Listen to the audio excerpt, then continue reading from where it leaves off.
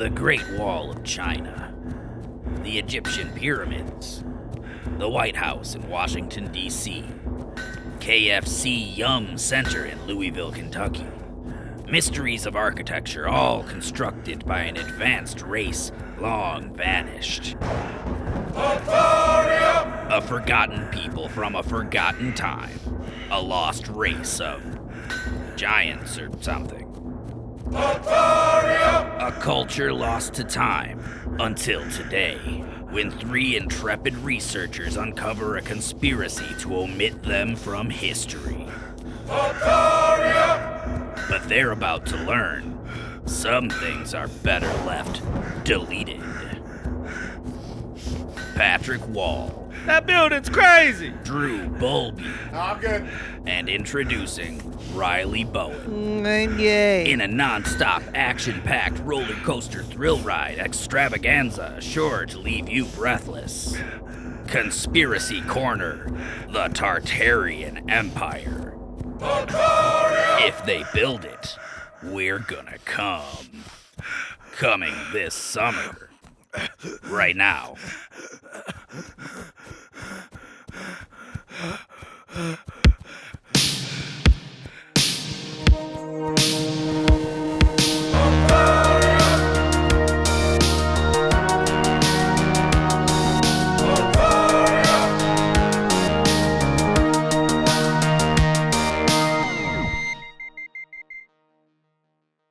Welcome back, my little strawberries, to Delete Everything Podcast. Our forgotten nation, with all the knowledge you could possibly want or need, that's been ravaged by time and relegated to the annals of history, leaving you woefully ignorant of the information that was bountiful, but has now been deleted. I am your architecture professor, Patrick Wall, and with me, as he tends to be, the foreman who orchestrates my ambitious projects like clockwork, Riley Bowen.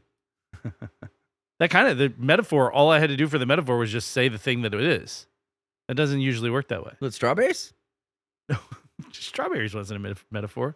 Well, what was that? Everybody listening is my little strawberry. Okay. Today. Okay. I gotta switch it up sometimes, you know? Hello, my little strawberries. Okay. Yeah, I just literally described the theorized Tartarian Empire for my metaphor, so it wasn't really a metaphor. It was just the thing we're talking about today. The Tartarian Empire. That is where we get tartar sauce, tartan fabric, tardigrades. Oh yeah, that's where that's their natural habitat. Being tardy from school. Keep going. Nope. Anyway, before we crack this thing open, giant thank you to anyone who left us ratings, reviews, Spotify comments, etc.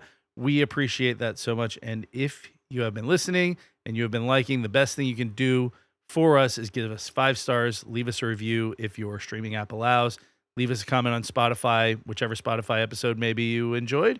And those are the things that boost us in terms of charts and all the things that we pay attention to behind your back. So we are still talking about our Tuesday, September 9th, 1-year anniversary thing, right? Mm-hmm. So we are going to have our friend Brian Velez, friend of the show. He was on one of the episodes long ago, episode 13, Children's Horror. He is going to be back, and he is going to have to do a year in review wherein he will try and say the contents of every episode in a matter of 30 seconds per episode. We're also going to do some Q&A stuff and all that. So we are going to do a live show. We hope everybody that is enjoying listening will join us on that. We don't fucking know. We don't know who's going to show up and who's not. It might just be Riley's mom. No. And my boyfriend. And I know at least one Patreon listener that said that she would put off her cat's birthday. Wow. Her Yeah. cat's birthday's on the 9th? Yeah, or at least the party is. Okay. Well, that's great. That's super nice of her. So yeah, that should be fun. Hopefully we get some people checking it out. We're going to keep putting it out there. It's still a month away. So, we are really hoping that we don't feel like real assholes at the end of that night. Real friendless, stupid assholes who just tried too hard too fast. Can you tell I've got a little bit of a complex about whether or not anybody's going to show up? So that is going to be on YouTube Live. Again, I think I mentioned this last week. We are thinking that probably most people have YouTube already on their phone or their tablet or whatever they listen on, whatever device they have laying around that they podcast through. So rather than do it on a Discord or a Twitch or whatever, we're just going to keep it simple, and hopefully that's the right decision. So yeah, we're not down with those streaming services. We call them Pisscord and Bitch. Yeah. Twitch, bitch. Oh, yeah. Get it? Yeah. Pisscord? Yeah. What about Steam? Fucking farts. Stream of piss. Yeah. Yeah. So other than that, you guys know, Instagram, Delete Everything Podcast is where you're going to see photos from this episode or any previous episodes. If you have one that you listen to and you're like, fuck yeah, I want to see what that looks like. Fuck and yeah. you just get up Delete Everything Podcast on Instagram, and there they are. There's all the photos. Not all the photos, but some photos. So if you want more, if you have listened to every episode, if you are just a fucking mega fan, we got like calm down. We've got like 40 Patreon episodes. Every week we do like a 45-minute extra episode. It's a little bit crazier. It's not so information dense. It's just we pick a topic, we start talking, we go off topic a lot. We make stupid jokes. It's way less edited. We say way more dumb shit. Yeah, on the Patreon, we really got to push it a little harder. We got to be bad. We got to be bold. We got to be wiser? No, actually, we got to be stupid. So yeah, that's patreon.com/Delete Everything Podcast. It's $8 a month, but hey, you know what? You can't even buy a fucking burger at a fast food joint for that anymore. So, the world's goddamn nightmare. So, I mean, a back catalog of, I don't know, 30-something, 40 episodes, 45 minutes a pop. You get a lot of extra us in there. And we got a few with some guest people. We got a few with Drew. We got a few that's just Riley and I. That's the long and short of it. So, and we do that every single motherfucking week. We're kind of like the long and short of it, Because I'm long and you're short? Yeah, you're kind of a tall guy. I'm kind of a short guy. I like it. I like that. This episode, by the way, was a special birthday request from a friend of the podcast. He was one of the first people to listen from the beginning and like engage a lot with us, suggest topics, really just always offer constructive criticism, which we appreciate. So yeah, big shout out to Benjamin Netanyahu. No, he's next week. This is Jason. Oh, wow. And think about what we're doing next week. Oh, wow. That tracks, actually. So he's just looking for ideas. So yeah, happy birthday, Jason. This one's on us, old man. So do you want to like jump right in, or do you want to did you have anything cool happen this week? Kinda.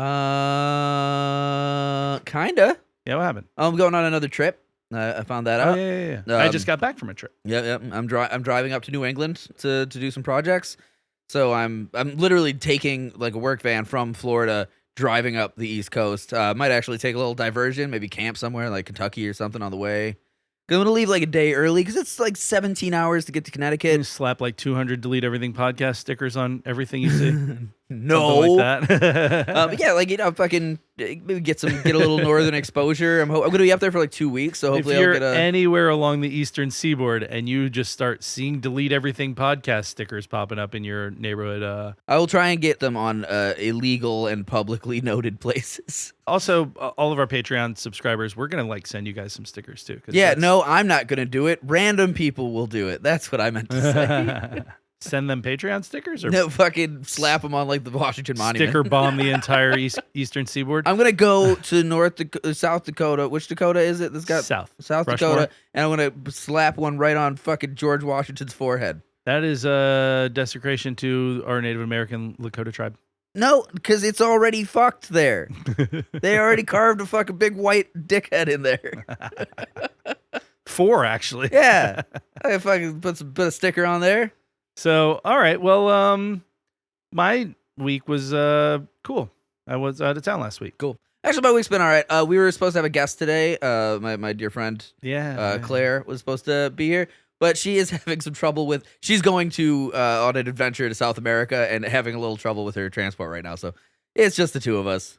But it's fine. But I've been hanging out with her. We went to the Springs and had lunch and been having a good time. So it's been pretty relaxing. What I mean, we've done the two of us for a long time, many times. So we got this, I think. Yeah, I think so. I think it's good, especially for this stupid bullshit topic.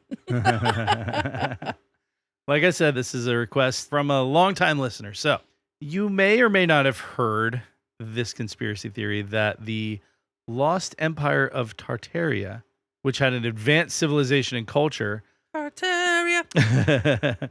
they basically built everything impressive, right? Yeah. The Great Pyramids, Tartaria, the White House, Tartaria, Penn Station, the original Penn Station, Tartaria. Well, that was a fucking cool building. The Vatican, probably still God, but God was Tartarian, I bet.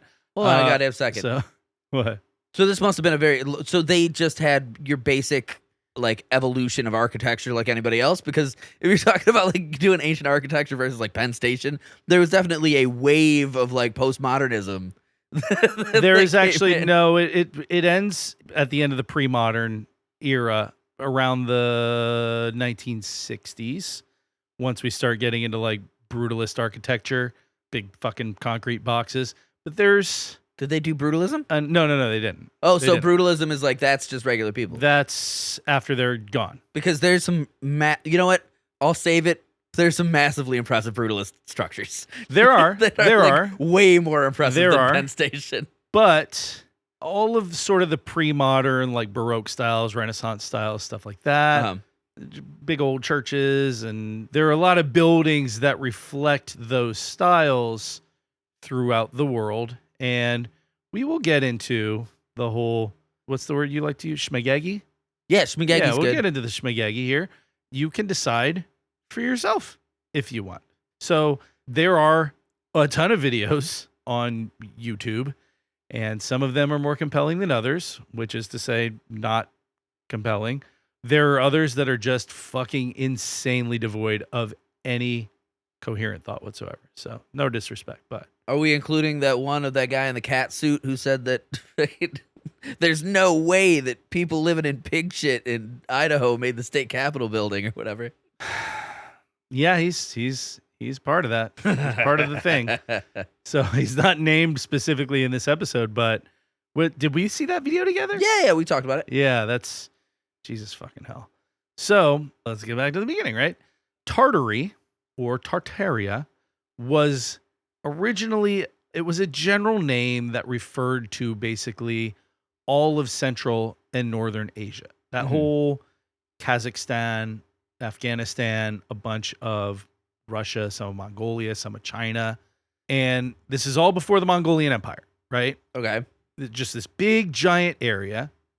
And it was definitely not just one empire. If you believe books and stuff. Yeah.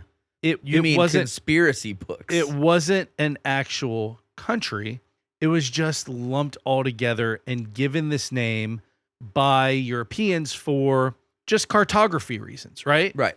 This is a time when between spice road travel and, getting into ocean, Oh, you're talking about in like old maps. we're talking about like in the fucking like 1200s. and like shit. old school maps Old in Europe maps, would yes. reflect on that area and call it Tartaria. Right. Exactly. Well, like I saw several like French maps that said like Grand Tartary, stuff like that. So it was, again, it was for cartography reasons, right?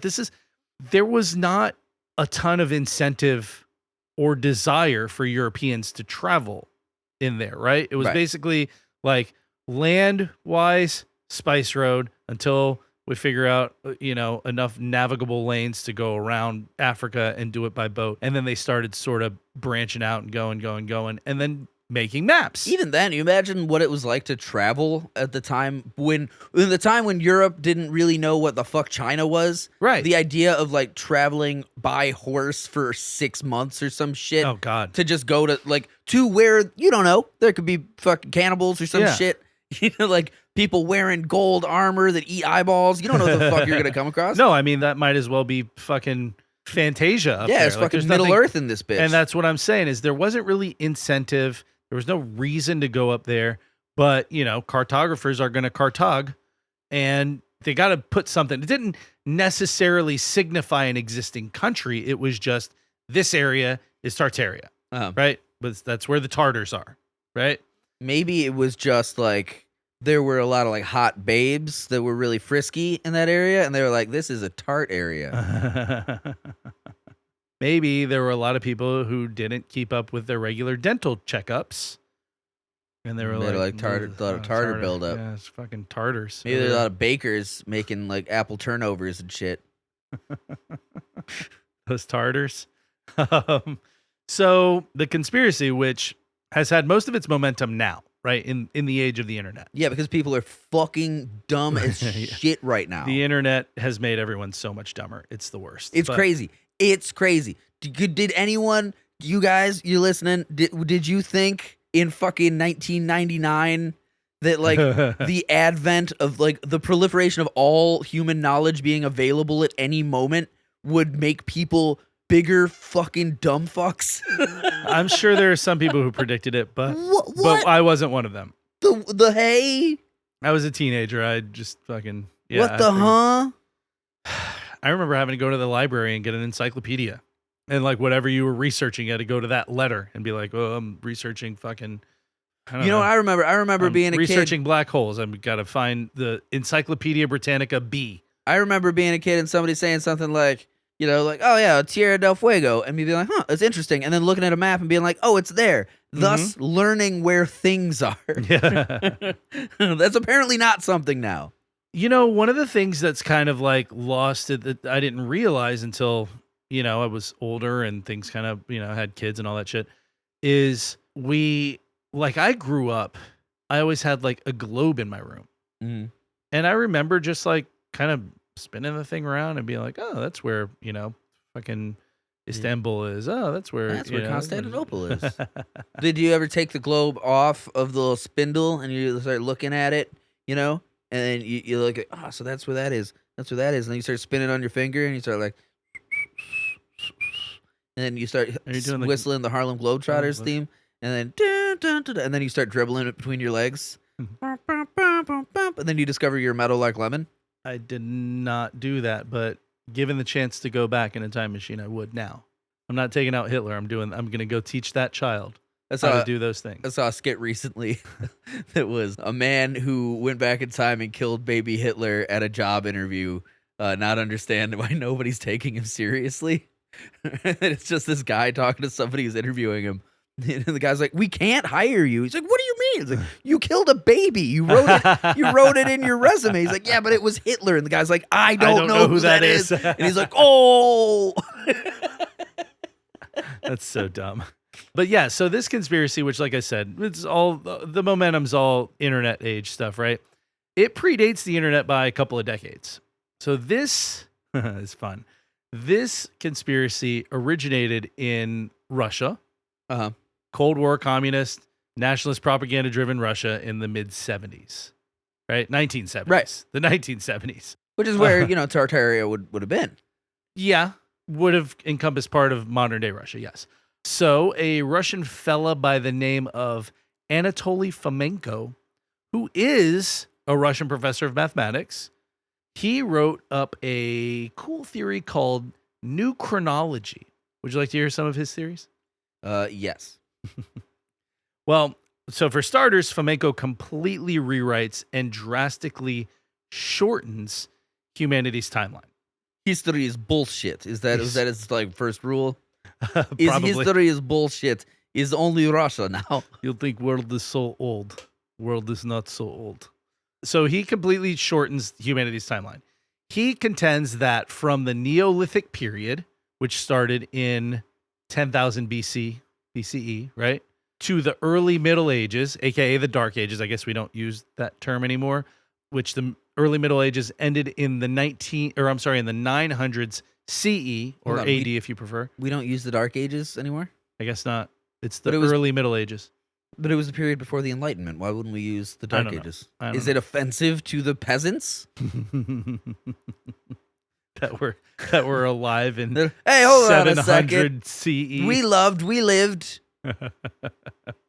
I don't know why. We could call it the Dark Ages. I'm fine with that. Nah, fuck it. Whatever. Okay.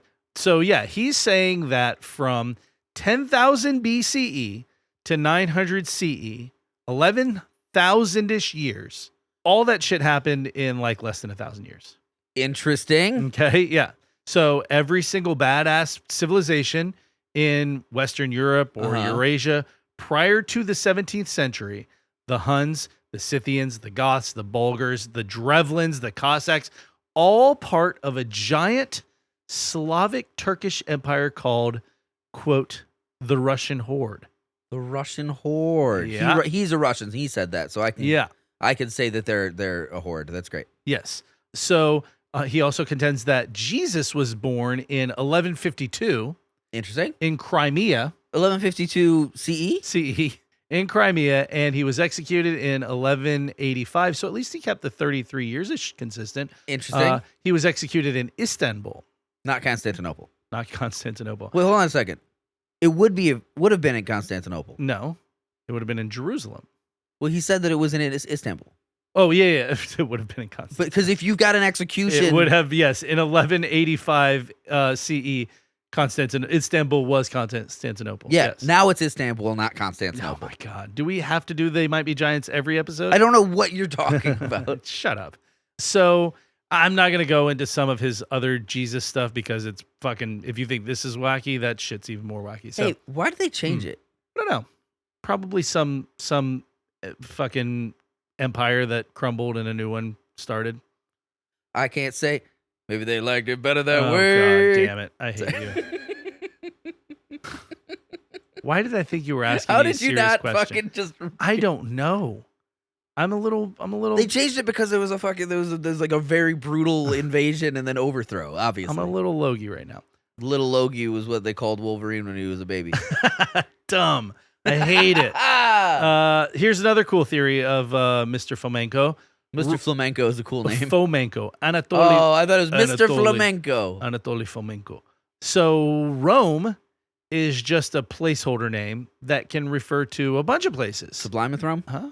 Sublime with Rome? Dude, I'm sorry, I'm going to stop. that's bad. If you're going to do it, just do good ones.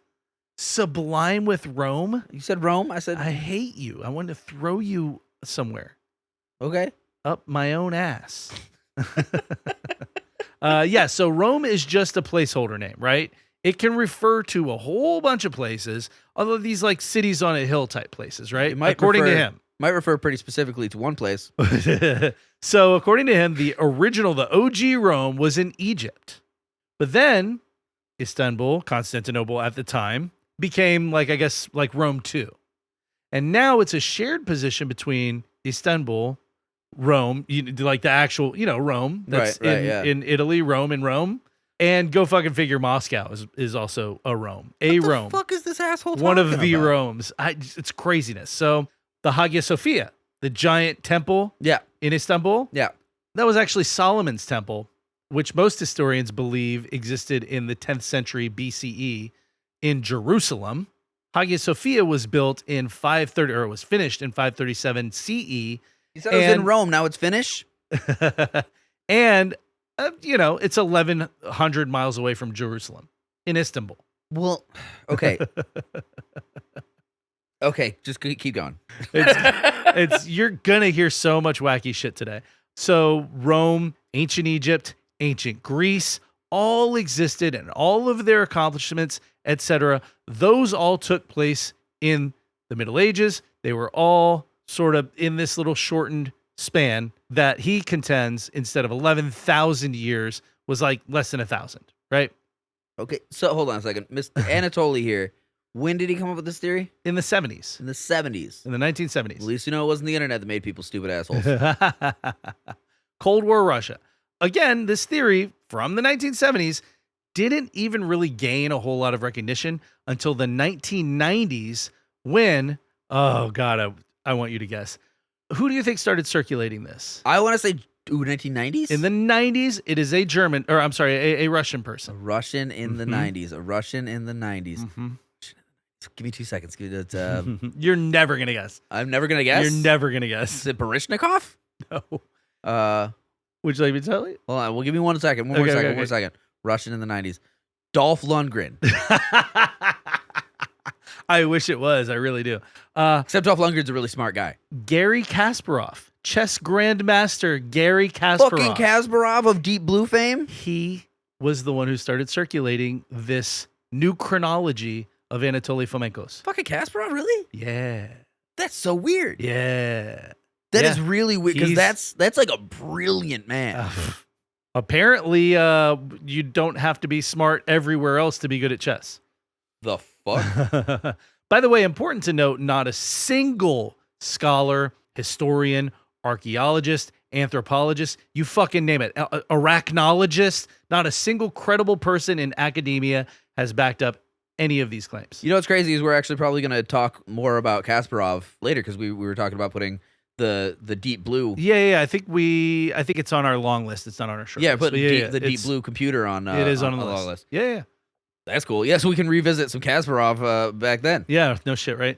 So, like I said, this empire of this Russian horde that Fomenko came up with is Tartaria. It's this lost civilization of Tartaria. And in his shortened historical timeline, they were the most advanced, most enlightened, best fightingest, best fuckingest civilization that ever existed all the way until the modern day. Right? Every amazing discovery, every breathtaking building, you fucking name it. It was all built by these benevolent, by the way, Tartarians. Uh-huh. Right? They shared everything. There's Taught us how to make tartar sauce. Steak tartare? Yes. Tarty. Cherry tarts. Yeah. Taught us about punctuality. Yes. Don't be tardy. So, yeah, like I said, according to Anatoly Fomenko, this is all that shit. This is all Tartaria, which was the empire of this Russian horde, this Slavic Turkish master race, right? Crazy coming from a Russian. Crazy, right? So, where did they go and how do we not know fucking anything about them is something you may be asking yourself. And it would be a very valid question because it's a pretty fucking unbelievable theory. Like literally, I don't fucking believe it. Yeah. It's unbelievable. Were they supposed to have disappeared? We're gonna get into that, I think, actually right now. Apparently, a few hundred years ago, there's not an exact date, but a few hundred years ago, Okay, all right. there was a cataclysmic mud flood. Yeah, Yeah, not a flood of water, flood of mud. mud flood sounds like something you could buy at Baskin Robbins. It was called The new mud flood. the Great Mud Flood. Great mud flood. $6.99. Yeah, so that came along and that wiped out any of like the common buildings, houses, stuff like that, right?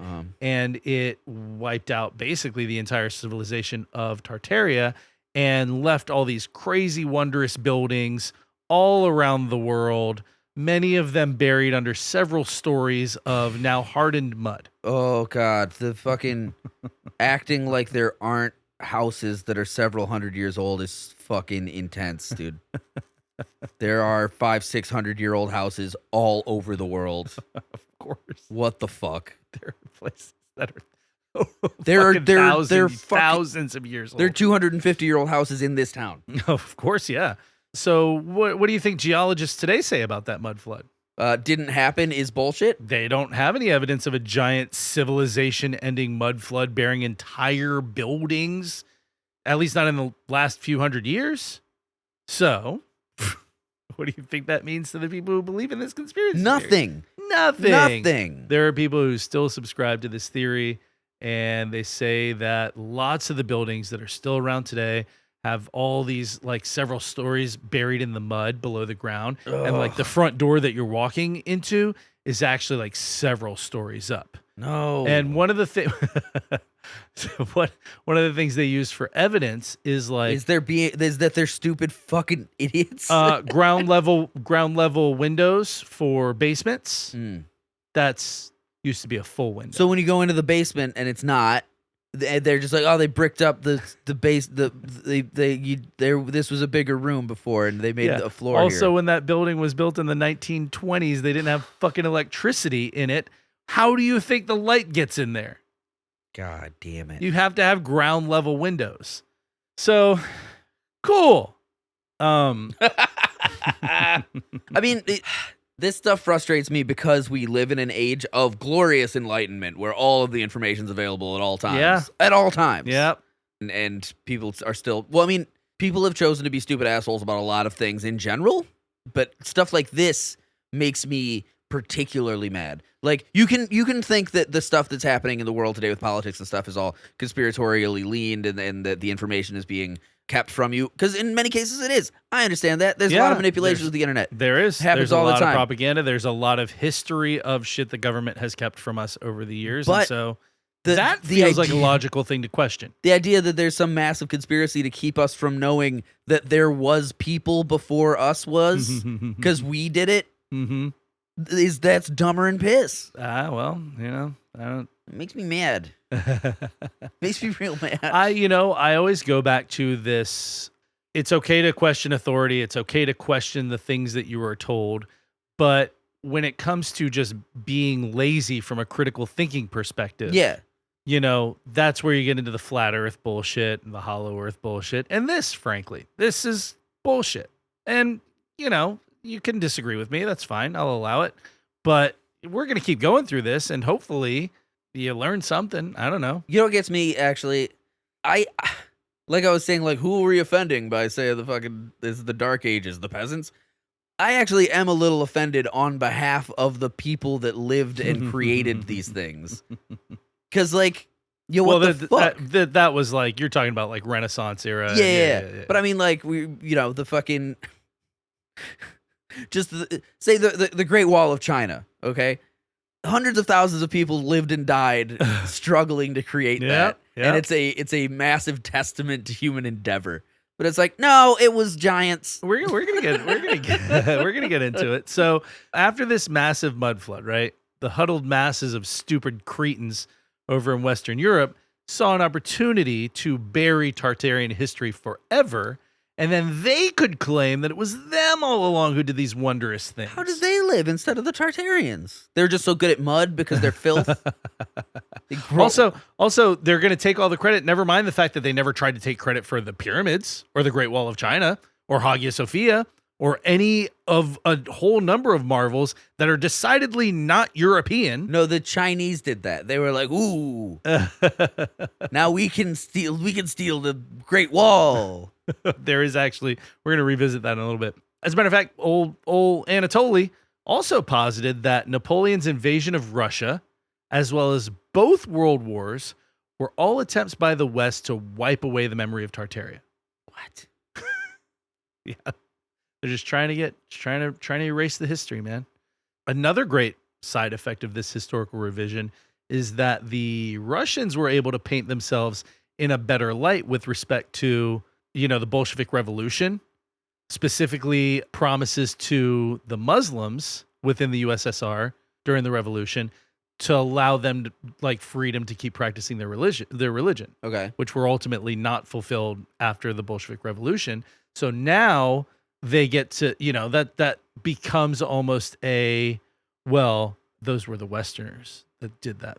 The Tartarians were going to honor that, but I see.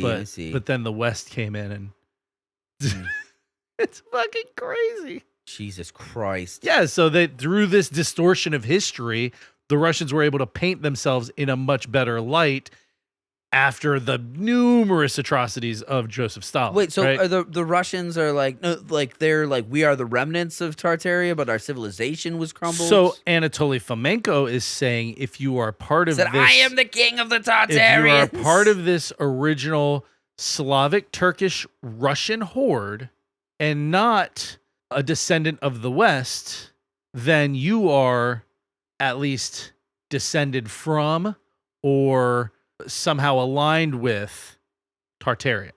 You are not whatever the Westerners are calling you. You are, somehow affiliated with Tartaria.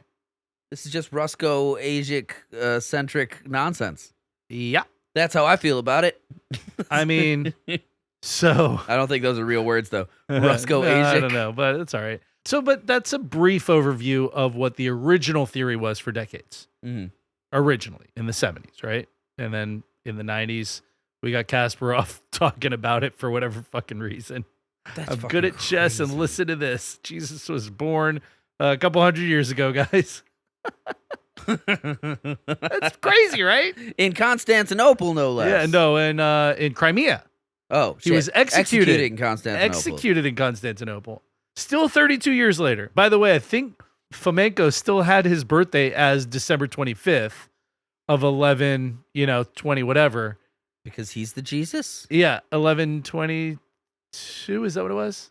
The birth of like the Christ God. It was still yeah. Jesus. Was he okay, so how about this? In Flamenco's in Dr. Flamenco's lair, was Jesus like the Son of God, or is this just a historical figure?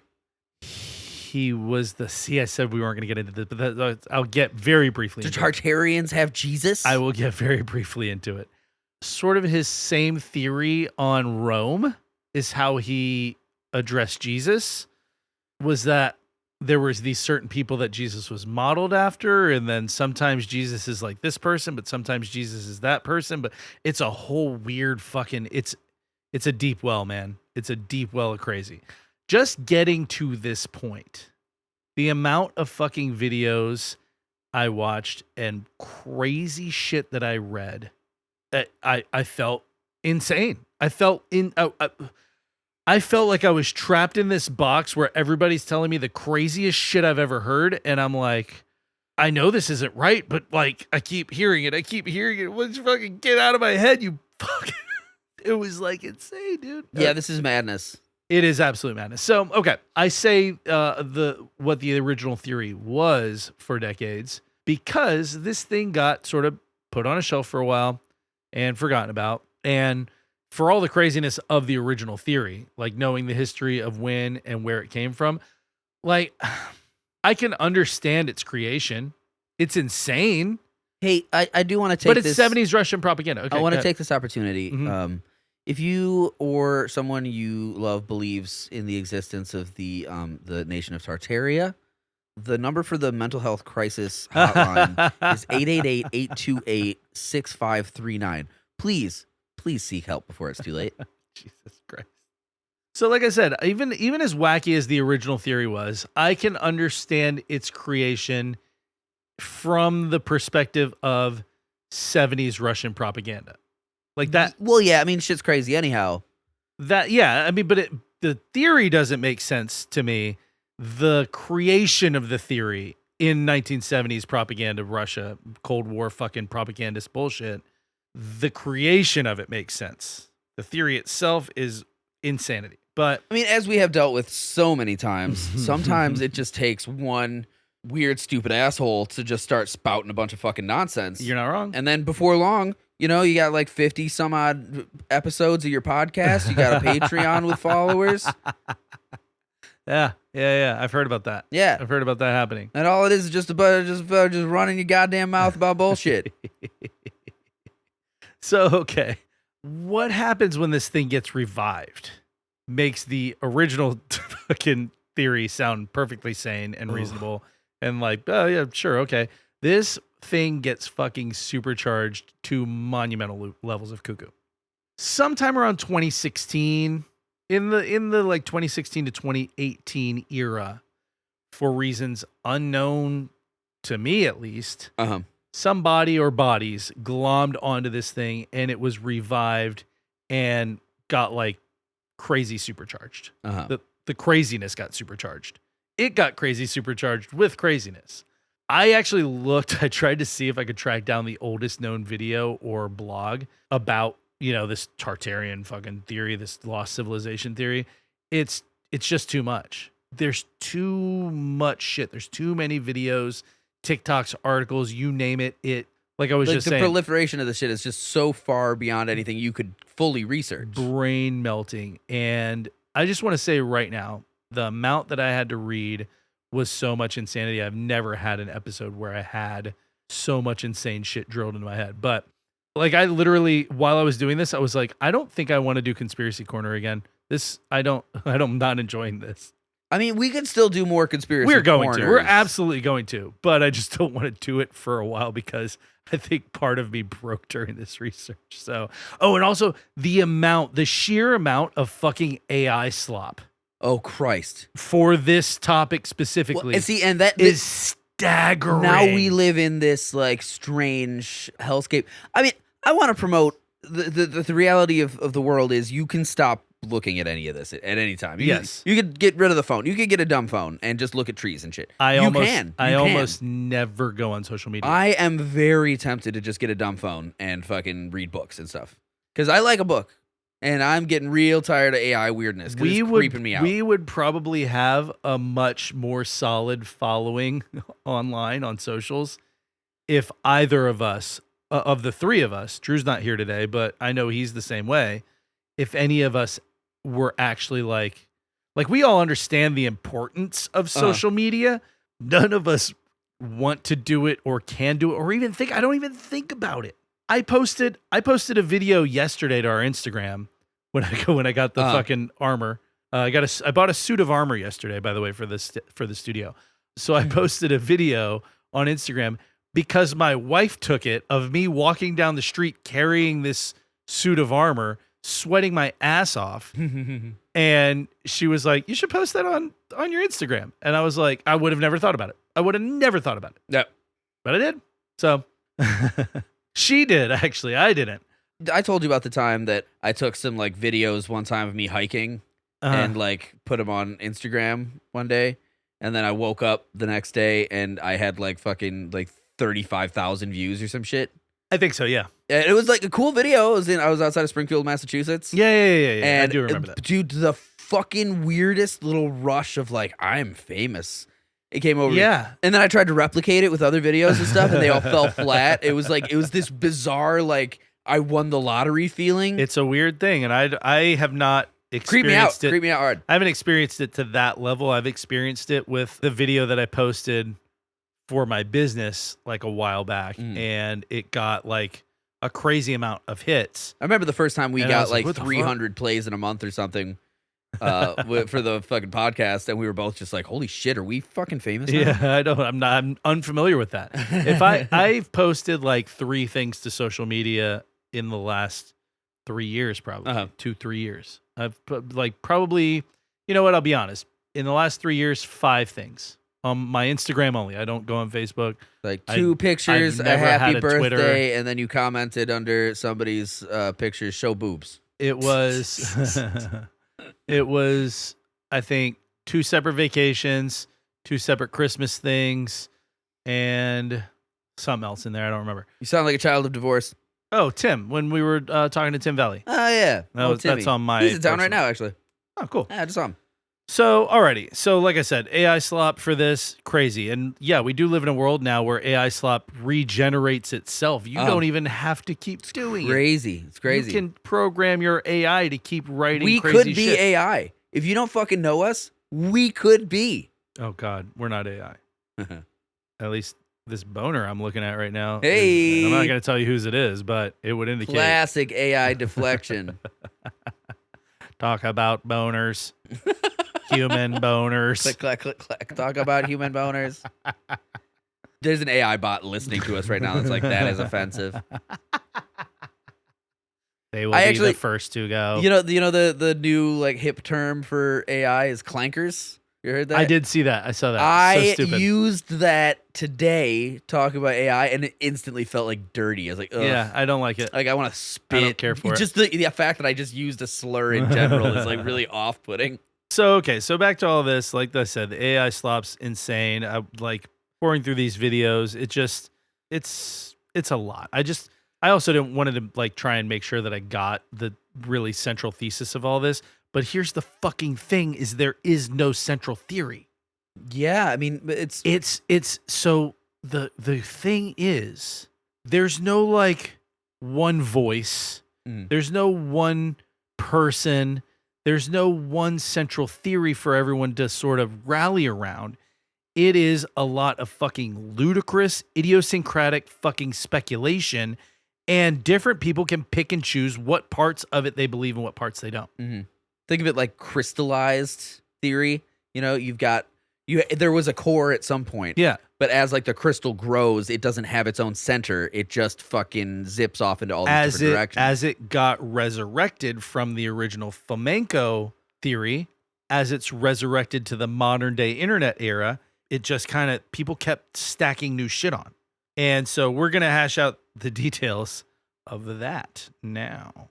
Okay, so like I said, it has evolved a whole bunch from being a Russia-centric conspiracy theory, and it's now centered on architecture. It's a conspiracy theory about architecture at its core. Which should be the fucking coolest thing. That should be rad. What's crazy is that some of the people who like talk about this thing, some of the people who believe this theory, and they talk about it, and they talk about sort of this omission from the histories by these buildings getting, and we'll get into some of the buildings that got leveled that feed the theories, right? Right.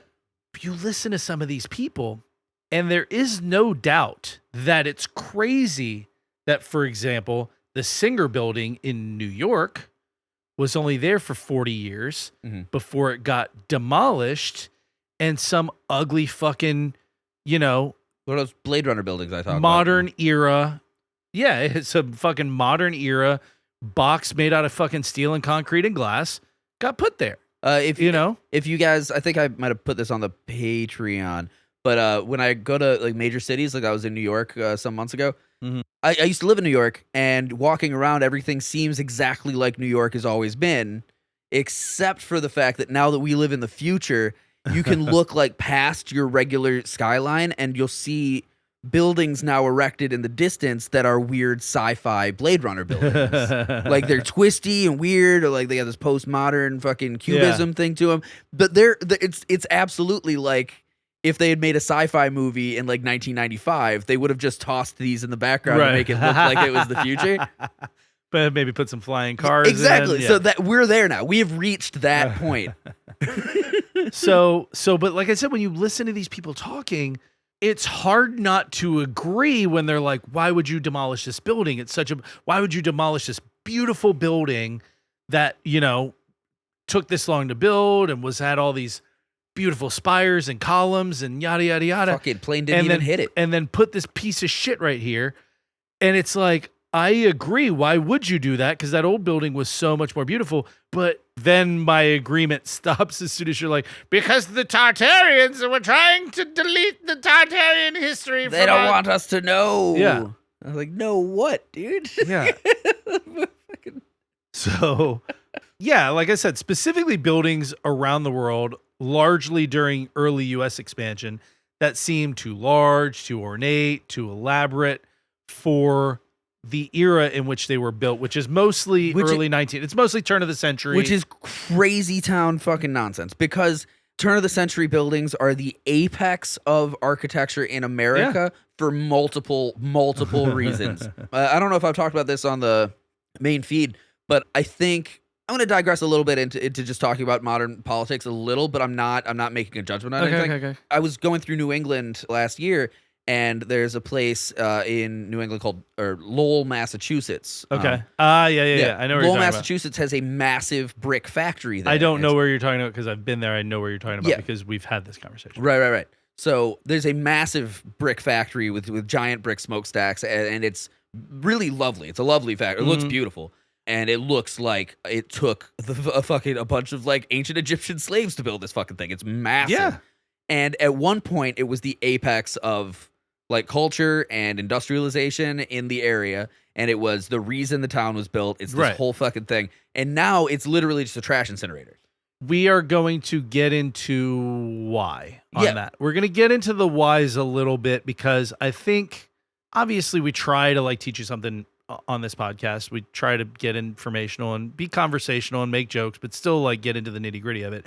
And so I really, really, really dove deep into why a lot of these, because there's so much like, how could they build this during a time when, you know, before we harnessed electricity, or before we had indoor plumbing, or when people were riding around in horse-drawn carriages. And sure, I guess, I mean, that's because shit was popping off. Like there was a system for all of this stuff. Right. And so like, we're gonna get into all of that stuff. So, but that has sort of driven this theory that the human timeline isn't what we've been taught. These buildings across the world were all built by the same civilization. That's why they look similar. And that civilization is highly advanced. And like any ornate pre-modern Greco-Roman style of building, which there are thousands around the world due to colonial Europe. Ooh, interesting idea, actually. So I was gonna say dipping my toe lightly into like American politics at the time.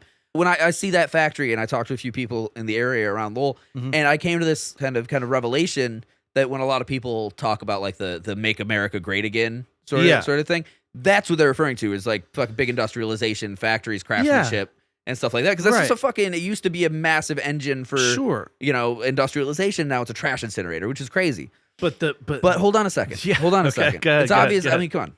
But that idea of like I want to return to this sort of like cultural greatness that we seem not to have a hold on anymore might have been the same sort of thing that our buddy Antonin Scalia, Antonio Anatoly Flamenco was all about too, because he's Flamenco. And Anatoly, go fuck yourself. Yeah, Anatoly Flamenco. I'm doing castanets. Yeah, I gotcha. But like that's the same sort of deal he was on about. He's like, yes, we are of the great nations of the past. We created all of these things. Well, yeah, I mean, listen, it's still wildly misplaced and just not based in reality. But this is certainly not the first country to see things decline in a way where we look back upon an earlier time and go, but look how industrious and wealthy and yada, yada, yada we were. Also, hey, and why have things changed? We are of a people of greatness. Obviously, something has gone awry. Right. I could name one real good example of that, actually.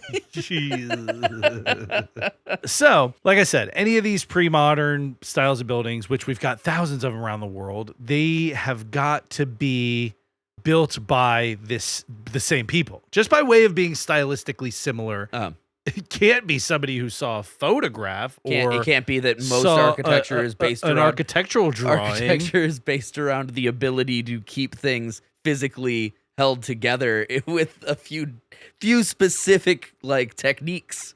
Well, yeah, but so there's an additional part of this theory that these old style architectural buildings frequently had domes or spires on the top of the building.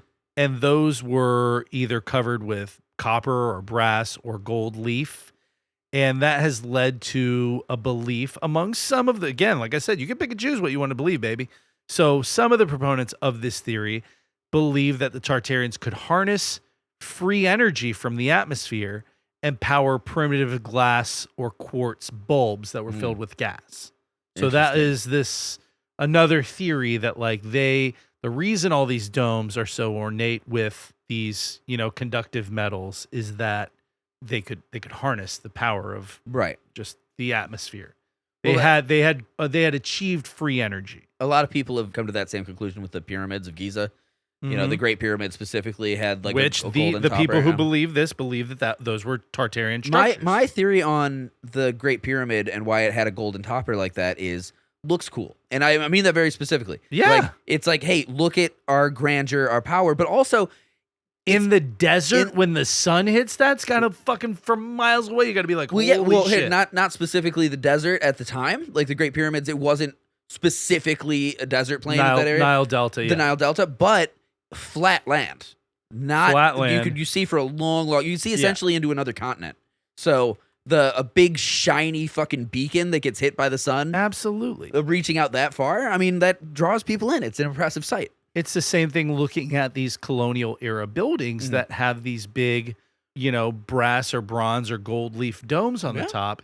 It is a focal point. It makes you, kind of appreciate the gravity and the fucking amazingness of whatever behemoth structure you're looking at. Right. I think, I can't remember what state it is. I want to say West Virginia, maybe.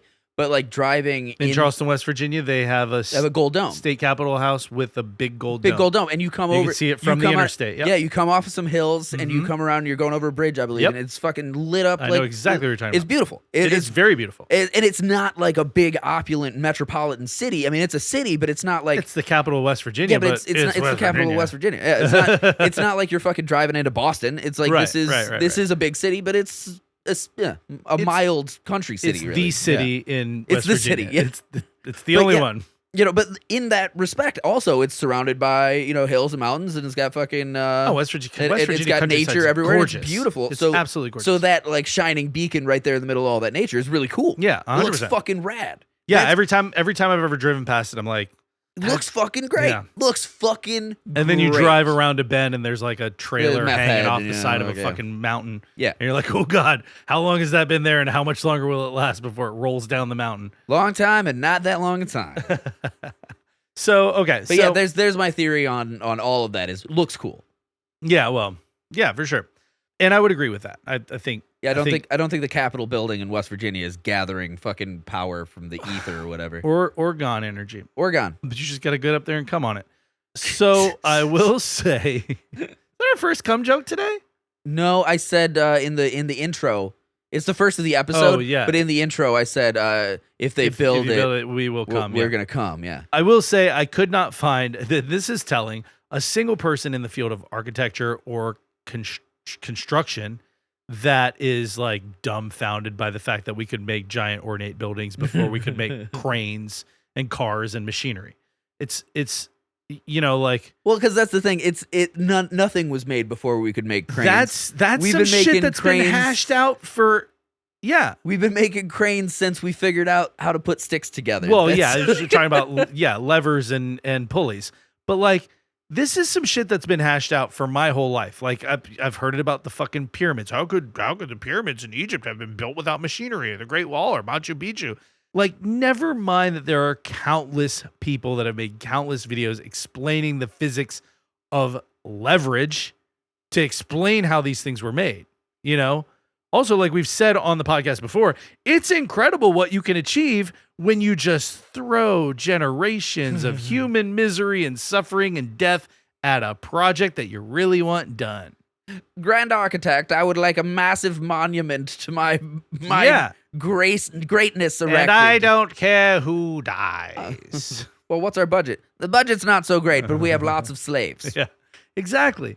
So, in spite of all these videos that exist that explain leverage and how these things may have, because there's no way to get proof, but how they may have come to be. And in spite of the fact that we know that, places like China at the time of the Great Wall being built were using slave labor, and the pyramids of Giza were using slave labor. Like, we know these things.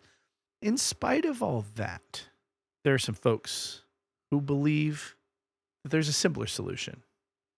It was all made by the Tartarians, who had technology advanced enough that they could achieve it with their floating mind powers? Their things. No, they're advanced civilization. They have like crazy They're things that are robots. gone. They're things that are gone. And we no won't know explanation what there? it was. We never know. There's a great series of videos. I can't remember the name of the guy, but there's a great series of videos on moving gigantic stone blocks with tiny mechanisms. Yeah. Is it the old dude? Is it the old fat dude? That old fat guy. That guy's so rad. Dude, he gets like a fucking 10,000-pound block of like got a stone. fucking And boulder. he's literally just got like 2 fulcrum points on the Yeah. bottom, and he pushes it and it just rotates. Yeah. He's like, yeah, that's easy. And that's the thing is, like, we talk about how horrible the fucking internet is, and it's like, if you just took a second to look, I get it that the videos are entertaining to go, this old race, and they've been destroyed and forgotten. We erased them on purpose so that we could take their creations and call them our own, but like, okay, fine. Once you're done with the entertainment value of that, dig a little deeper, man. Right. How were these things built? If you really need to know, you don't just swallow that shit up and regurgitate it. I had an argument with somebody at one point that said that the Egyptians couldn't like carve, was it quartz? I think. Mm-hmm. Yeah. They're like, there's no way that they made these sculptures. There's no way they carved these ornate with rock tools. And I was like, what do you? Yes. You know what Egypt Yes, has you a lot can. of, buddy? Sand. Yeah. You know what sand does when you rub it on stuff? Yeah. No shit, Wears it down. Yeah. And when you have enough slaves in time, baby. Yeah, when you got somebody whose entire life is dedicated to making one eyeball like perfectly symmetrical, that's gonna work. But yeah, so there are people who believe that it has nothing to do with the leverage, it has nothing to do with slaves and human misery. It has to do with the Tartarians and their ancient, forgotten technology, right? Deleted, omitted. Yeah.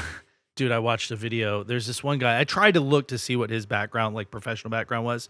I think he's just at this point been a YouTuber for long enough, a conspiracy theory YouTuber, that I couldn't find like where he came from. It because I looked, I was like, do any of these people have an actual background in architecture or in construction or in any fucking like So and I couldn't find anybody. They're all the cashier at Harbor Freight that talked to me for 15 minutes about fucking Pizzagate that one time. And there's this one guy who kept coming up, and he's supposed to be like this big expert. I did not fucking put the name of this guy down, and I really don't care. I'm sorry if that upsets you, and I tried to watch a video with him doing like a podcast spot, and I'm like, dude, if you want me to take you seriously, learn how to say supposedly and etc. correctly.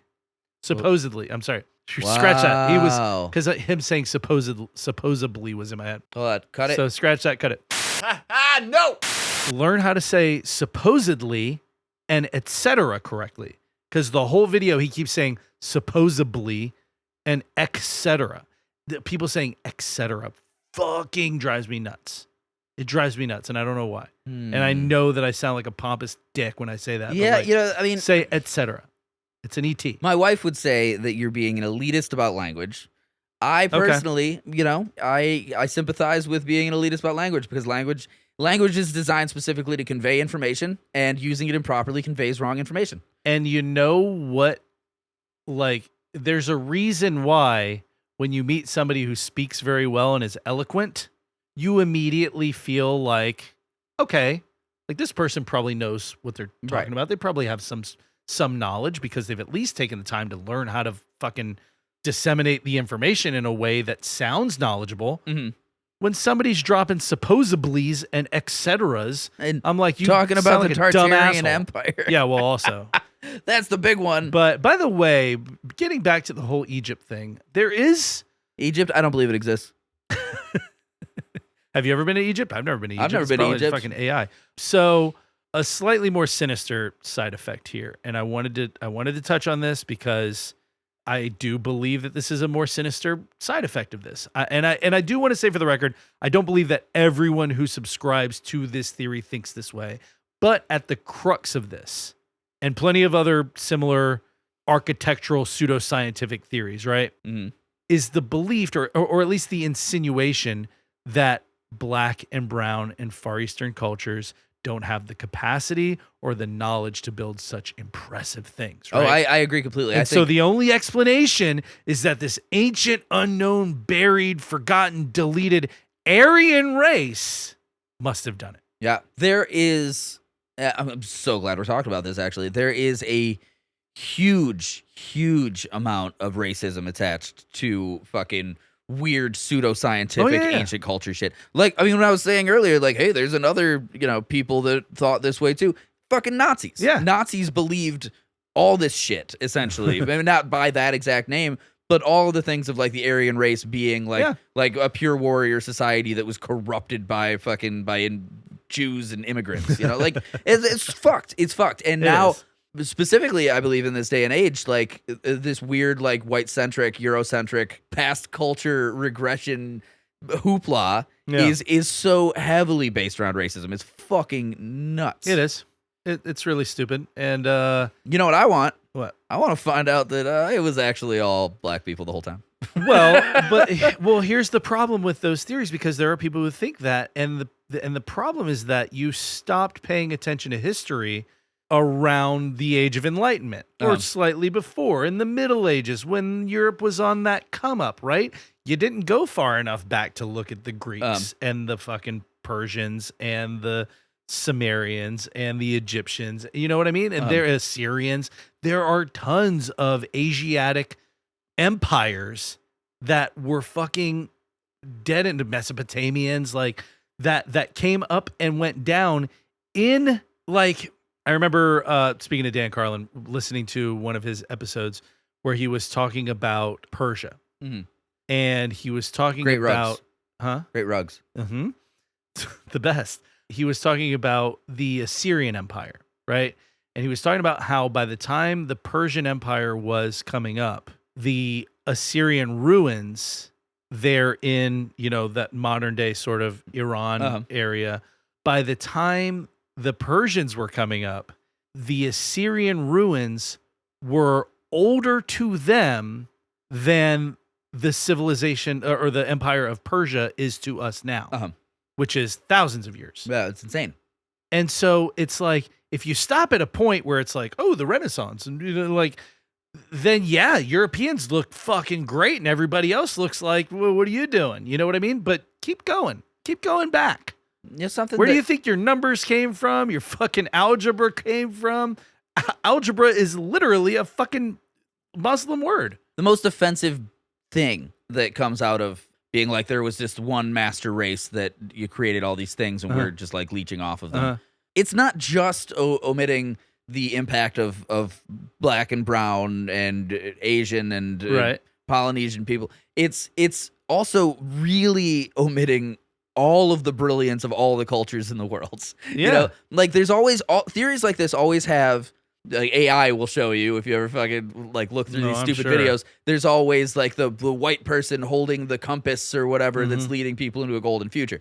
All cultures have had people like that in all areas, always. 100%. Every goddamn one of them. Yeah. Every culture that became anything more than just a small village by itself had people like leading the others into the future. Absolutely. Right? And by omitting the fact that all people have always striven to do great things always, it just makes us all look like stupid assholes. And I fucking hate that.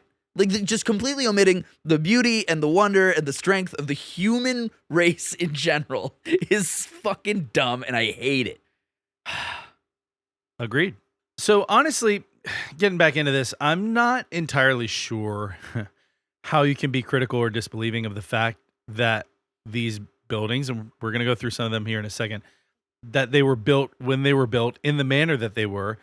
You know, you can say that doesn't make any sense in terms of like, well, electricity didn't exist. It's horse and buggy. You know, like we didn't have modern machinery to make these things as big and ornate and whatever.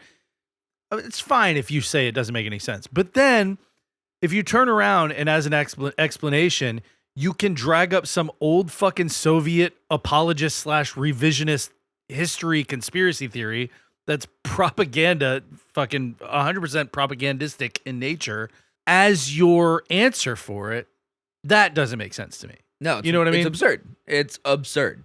And then you say, well, there's the answer, obviously.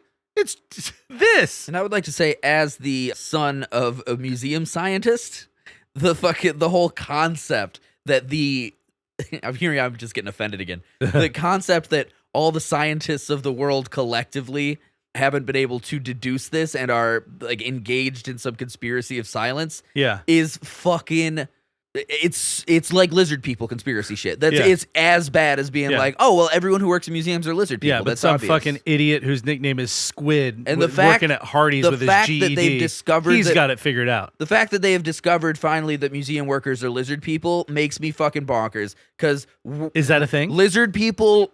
Museum workers have worked so hard to be secret all these years. Like I said, the fucking the 20-year-old kid whose nickname is Squid working the checkout counter at Hardee's with his GED. Nah, yeah, he's got it figured out. I don't go to art museums. Them's all AI. So, okay. Take the Singer Building in New York, for example. Let's get into some buildings here, right? Singer Building is one of the ones that's kind of central to some of these arguments for the Tartarian cover-up. So the Singer Building was completed in 1908 for the Singer Corporation. Sewing machine Singer. Yeah. Right? Isaac Singer, sewing machines, right?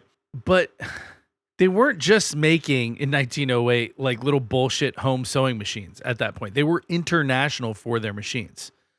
Not only for their sewing machines, like their home sewing machines, they were commercial too. And they sold all the components, cabinets for all the fucking, like, you name it. Anything having to do with sewing machines, they were the people. By the way, they were also heavily invested in New York real estate in the turn of the century, which, I don't know if you know what was going on in New York at the turn of the century. A lot of motherfucking shit was being built. A lot of stuff. Singer also did typewriters. That is true. Yeah, yeah, you're right. I had a Singer typewriter for many years. So one of the arguments is, well, how could they make this amazing building in the early 1900s with their sewing machine money? It's sewing machine money. Like, This was a multinational you corporation. You mean all clothing? Yeah. Yeah. Yeah, and this is a very wealthy multinational corporation. In 1908, they were doing over $1 million in sales yearly. In 1908, $1 million in sales. That's 30, 40 million-ish in today's money, just off their sewing machines. Just off the machines. Not on any of the components, not on just sewing machines, typewriters you just mentioned, omitted, cabinets, omitted, all the other shit, leave those out, just off of their fucking home sewing machines. They were doing $1 million a year in sales. So buy a lot of lizard food with that. So they had this extremely fucking beautiful building built in New York. It was at the time the tallest building in New York City. That was in, like I said, 1908 when it was completed. It was 27 stories, 612 feet, and it was fucking lavish. Like every detail was just gorgeous. Big marble columns, bronze trim on everything. There was a big lantern spire on the top, and it was like the lobby when you walk in was just radiant like natural light. It was supposed to be absolutely fucking building. It is really pretty. I'm looking at a picture right now. It was said to be like to the point where there are books written about the construction, which, by the way, if you believe in the goddamn Tartarian Empire conspiracy, maybe read the book about the construction of the Singer building. Stupid assholes. So there was a problem that Singer. Oh my God, the natural lighting. There was a problem that Singer ran into in the subsequent years. The building, if you're looking at a photo of it right now, very thin. Yeah. It's built, it had a wide base for the first couple of stories, but then it was super narrow the rest of the way up. Yeah. So as the company grew, they didn't have office space anymore. Yeah, I can see that. So they ended up selling it in the 1960s, and it ended up being demolished in 67. I didn't write down who bought it. But, to some, this is evidence of a huge cover-up. Never mind, we've got photographic evidence of it being built. We've got a book about it being built. We've got a city that was literally, there are fucking turn-of-the-century photos of guys eating lunch at the top of high-rises. It's like, and I get it, and I think part of the argument is that all of this stuff, as far as the high-rises go, it was all steel and concrete and not super ornate and yada, yada, yada. Yeah. Well, I'm looking at what replaced it. So, like, the Singer building has a wide base that's like the corner of the block, and then you get the spindly tower that goes up. What replaced it was essentially a fucking obelisk that is wider than the original base and goes up taller. Wow! So it's fucking tripling at least the amount of space and interior. And it looks like Darth Vader's penis. It fucking sucks. Right. Again, so part of this thing is fucking that Art Nouveau, fucking 1980s brutalist stock market horse shit. Modern brutalist architecture. Looks like a replacing pre-modern. I don't know what colonial. Or I'm sorry. Colonial era. 1908? No. I'm talking about the architectural style. This Beaux Art fucking. Well, that's Art Deco. Is it Art Deco? Yeah, it's Deco. Okay, sure. Either way, that's the crux of it, is that you took down this beautiful ornate building where the Tartarians were collecting energy, and they believe that all those buildings that have the domes, the domes with the spires, that they believe collect energies. It's French Second Empire style. Oh, yeah. Beaux Art. Yeah, Beaux Art. Yep. Or like Beaux Arts. The fucking... No wonder they didn't want it in New York. It's French. But they also believe that those buildings that had the spires or had the domes with the, with whatever metal, those were also healing centers. They didn't need, you just come in and you just get fucking atmospheric energy. Yeah, the organ. Jizzes up your ass and you feel all better. The organ gets into your balls and then you jizz healthy. You coming so good. Also, when it comes to all of this turn of the century, pre-modern. Oh, it's because it's the Faraday cages. It's like the fucking these they're just big fucking Faraday cages. Yeah. Basically, yes. Okay.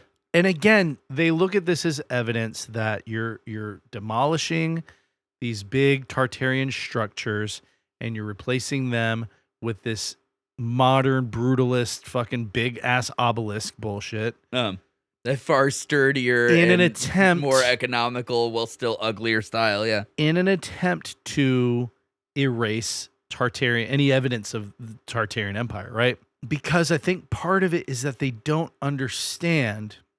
You know, we all have a habit of doing this. You apply sort of a modern day worldview to things that happen very much not in the modern day. Yeah, your lens definitely fucking narrows when you're Right. you're thinking about things from today's perspective. Right. So that is, I think, what we do best here is going back and thinking about try the to way that contextualize it a little bit. yeah. contextualizing is really the important Yeah. thing about all this. So Which is the reason that this episode doesn't have a whole lot of context, is that it's a stupid dick piss asshole bullshit, and no one ever believed this, and it's dumb as fuck. some people believe this. Well, dude. okay, so contextualizing it from the modern era, those people are dumb as fuck. Again, like I said, from a critical thinking perspective, it's lazy. It's so lazy because it's not hard to see. Again, photos of this, books about this. I think it is interesting, it's- actually, being able to contextualize from a modern standpoint, since this is a fairly new theory, and being able to use our understanding of, you know, the time and place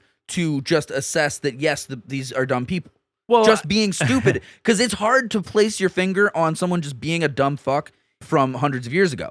You know, like if you're like, oh, maybe this guy was just a stupid asshole, then it's hard to really contextualize that. But nowadays, we can be like, oh, no, we have the same information as It's them, honestly- and they're just stupid. it's honestly hard to contextualize it even just 70 years, or I'm sorry, not 70, 50 years ago. Yeah. When Anatoly Fomenko was making this shit Yeah, up. he was just a stupid asshole. He was, but I mean, again, like you have to look at it at like, it's impossible sitting here to really know what it's like being in Russia in the 1970s, Cold War fucking, you know, Russia. It's not possible to. Well, okay, here's what I know about that time period, right? 1970s, Cold War Russia, Yeah. sucked. Yeah, that is As far for as I sure. understand, sucked real bad. Well, so I think I have a little context here. So when Anal toy flamingo Gross. maybe just didn't have the anal resources toy to make his flamingo. his brain work because he's So stupid. hang on, because I have I think some context here. If you In Soviet that there's- Russia, car drive you. if you think that there's anything to this theory, which hopefully you're a little smarter than that, but I've got some context here, right? When it comes to all this turn of the century pre-modern architecture, you have to keep in mind labor was cheap in the turn of the century. Mhm. Materials People were hungry. also pretty fucking cheap. Yeah. If you're a big company like Singer that's got a bunch of New York real estate and your business is booming more and more year after year, business is getting fucking nice, is it crazy to think you might want to flex a little bit? No, not at all, dude. Yo, I was in Hartford, Connecticut, Uh-huh. and I went to I almost said Tom Brady's Waits. mom's I house. almost said Tom Waits' house. Sorry. Mark Twain's house. Oh, I okay. went to Mark Twain's house in Samuel Hartford, Connecticut. Clemens. Yeah, Samuel Clemens. It was like his third house or something. It wasn't the retirement one. He moved out of it at a certain point. So it was just like his, like, I'm like 45, 50 years old. I Just want writing to some build books a and house, being writing a crazy book. old coot. Famous guy, rich, it was a metropolitan area, you know. But it was like your classic, like, yeah, it's a nice day for tea, isn't it, Matilda? Kind of like fucking, you know. It is one of the most opulent fucking houses I've ever seen in my goddamn life. It's got a sunroom. What are they called? Like not an aviary, not a fucking greenhouse. Oh my god. Solarium? Solarium. Yes. He has a yeah. fucking solarium. Yeah. And the house is all like designy and it's got this cool like puzzle kind of construction effect and it is absolutely gorgeous. That's cool. But like this guy was a writer. Uh-huh. Like Stephen King couldn't afford that fucking house.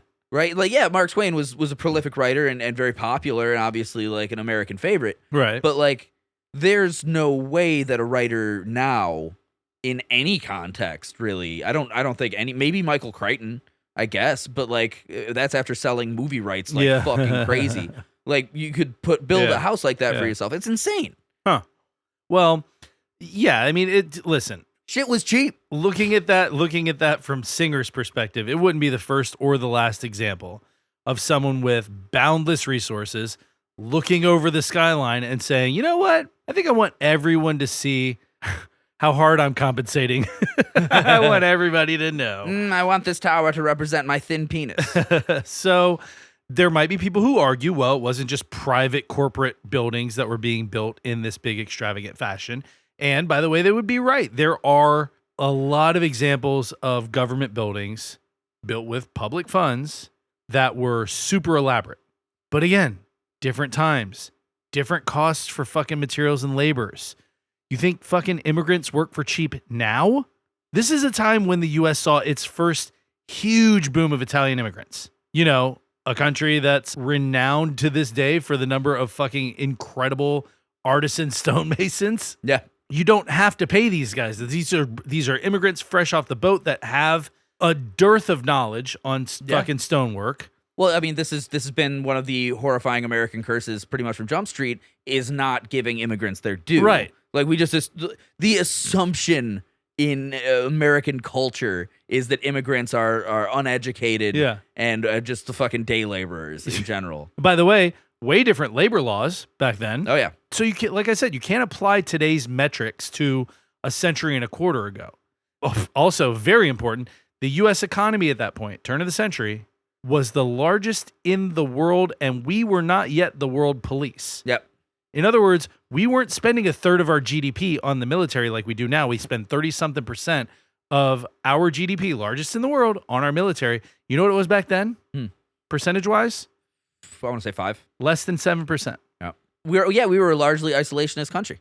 So, right. We were pre-World War I. You know, our last great war was, the mid-1880s, and that was internal. Right. You know, all the money in that war, we spent a lot, but it kind of cycled into our own shit, But, so now when we look at building a new government building, right, there's a different attitude in terms of, sure, steel and concrete and glass are still pretty cheap. Labor's way more expensive, but fine. But also because of what we have in the bank now with everything that goes out for this and that and the other thing, we just have more we're more austerity minded when it comes to building. We didn't have to think that way. There's in almost the turn of the century. There is almost like a brutalist kind of mindset towards architecture, especially government architecture right now. Yeah, so you can't apply those same austerity measures that we have toward, building a new government building today to the early 1900s. It's just not, it's not fair to do that. It's also everything. You're setting yourself up to believe some dumb shit. We had all these great masons and artists and shit from all over the world. That was the end of the 1800s was the first huge Italian immigrant boom. Yeah, and we were utilizing the fuck out of them. Absolutely. Because like I was saying, Mark Twain, and paying them like a couple of dollars a day. Yeah, Mark Twain wants to build this fucking house. Like he can afford an artisan because an artisan needs to eat. Yeah. Right? So he fucking gets a real good architect and some real good stonemasons and fucking puts the shit together. And by the way, you didn't have construction that we use today. Sure, you could get wood and plaster and stuff like that. Build a house. I'm getting wood easily. right now. But if you've got money and you can get labor super cheap, why not spend some extra money on some fucking stone? Well, okay, shortly after 1908. Why not get some cool stonework done? Like 1908, turn of the century. Was it 1920 when the fucking the hotel that they had the Bretton Woods conference in was built in the middle of fucking nowhere?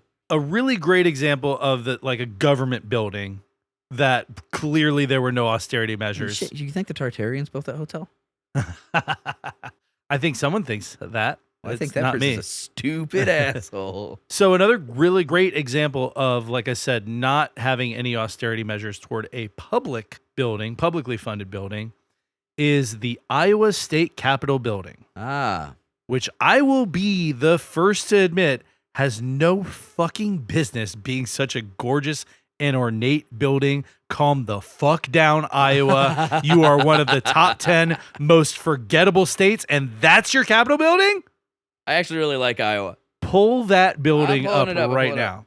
Wait until you see, and you will probably say, calm the fuck down, Iowa. Oh, goddamn, Iowa. Yeah, that's in Des Moines, Iowa. It is really pretty, but also... It's beautiful. But Iowa, there's a grandeur to that state that is super understated. It's a lot of gentle rolling hills. That's one of the few I've never been. A lot of gentle rolling hills, a lot of flat land, a lot of farmland. but it also like promotes itself as like a Midwestern breadbasket. It's got the greatest architecture or greatest agricultural college in the nation. Really? Yeah, it's Iowa. I like Iowa a lot because it's almost like if we were talking about states as like kingdoms, you know, Iowa would be like the farm kingdom. Okay. You know, and you roll through and it's got these like, you know, like in the right season, like the sky's blue, the clouds are fluffy. Oh, I'm sure. The hills are just gentle. Sure, There's sure, grass sure. as far as the eye can see. I believe that. You know, and it's just fucking nice. I mean, Well- there's a lot of meth there too, but that's more of a contemporary problem. Listen, there's a lot of meth everywhere. But at the time that Iowa was being settled, it was unbelievably wealthy because it's super fertile. Okay. And it became Yeah, like cow yeah, yeah. country. You know, Okay. so it became the Midwestern breadbasket Sure. before we even expanded further west. That makes perfect sense. I don't doubt that it's beautiful. I just looking at that building and knowing that the population of the entire state of Iowa is probably less than the population of New York City. Yeah. It makes me go, what? Why? But you know, hey, It is really pretty. congratulations, the- Des Moines, Iowa. The interior, like the fucking the chamber. Wait. I'm getting into that. Okay, so this Capitol building in Des Moines, the Iowa State Capitol, is again just a gorgeous pre-modern Renaissance style building. It's got 3 big spired domes on the top. The central dome is gold, and that is actual gold foil. They put gold leaf over that whole fucking thing. They actually just recently gold leafed it within the last decade. There's fucking huge porticos in the front and the back with these giant Corinthian columns. It is an insanely ornate building. And I'm sure you're scrolling through photos right now. Yep. Have you seen the fucking photos of the law library inside? Is that one of the big murals? No, it's got like 40-foot ceilings and bookcases and like landings. Oh yeah, I see it. And a spiral staircase, at least one spiral staircase going up. Small Hogwarts shit. It is absolutely Hogwarts shit, dude. It is fucking, it's breathtakingly pretty. That's nice. That's nice. So people think that this was a Tartarian palace. Wow. Again, never mind the fact that we've got photos of its constructions with lots of horses and buggies in the mix, by the way. We have extensive records this is big. We have records of the construction costs and audits of every single penny spent. And I mean impressive auditing. That building took 15 years to construct. It was completed in 1886 at a cost of $2,873,294.59. And every penny, with the exception of $3.77, is accounted for, and we have records of it. Yeah, that makes sense. The turn of the century shit is like Almost perfect fucking accounting. So unless the Tartarians were subject to Iowa State audit procedures, I don't see how we could have those documents. you know what people seem to discount. Here, this is where it's important to talk about context, right? Uh-huh. Okay, so it was the 1970s when we started using our first like computer-based technology to do mathematics in America and American government. Like, it was the late 70s. Earlier than that, but okay. 50s, Okay, so 50s. 50s, 60s, 70s. Yeah, but yeah. then like really good like computer shit, right? I mean, real good computer shit. But I Okay. mean, we were using computers for like worship targeting Right. in the 50s. Okay, so 50s, 60s, 70s Mhm. is when we started really putting our data in there because all that computers were at the time were computing devices. That's why they were called Yes. computers, right? Mhm. We had to put in raw data. Yes. And in order to have the raw data that we could transfer everything over to, we had to have handwritten and hand-typed records. Right. Which means that we had to have an incredibly strong accounting division Yeah. of the United States Yeah. government. No shit. And had for 100 years. At least 100 years. Yeah. Like, by the time we were putting things into a digital format, our record keeping was so immaculate. It was, I mean, the IRS. But here's the thing. You and I both know what it's like being in the construction industry, right? So, like I said, that building, the total cost, $2.8, almost $2.9 million. A lot. 15 years of construction. Yep. How often on a project do you need an extra small box of screws? An extra small roll of drywall tape? Perpetually. Yeah. How often do you just go fucking buy the thing and you like, I'm not even gonna put I'm this just on going to do it, yeah.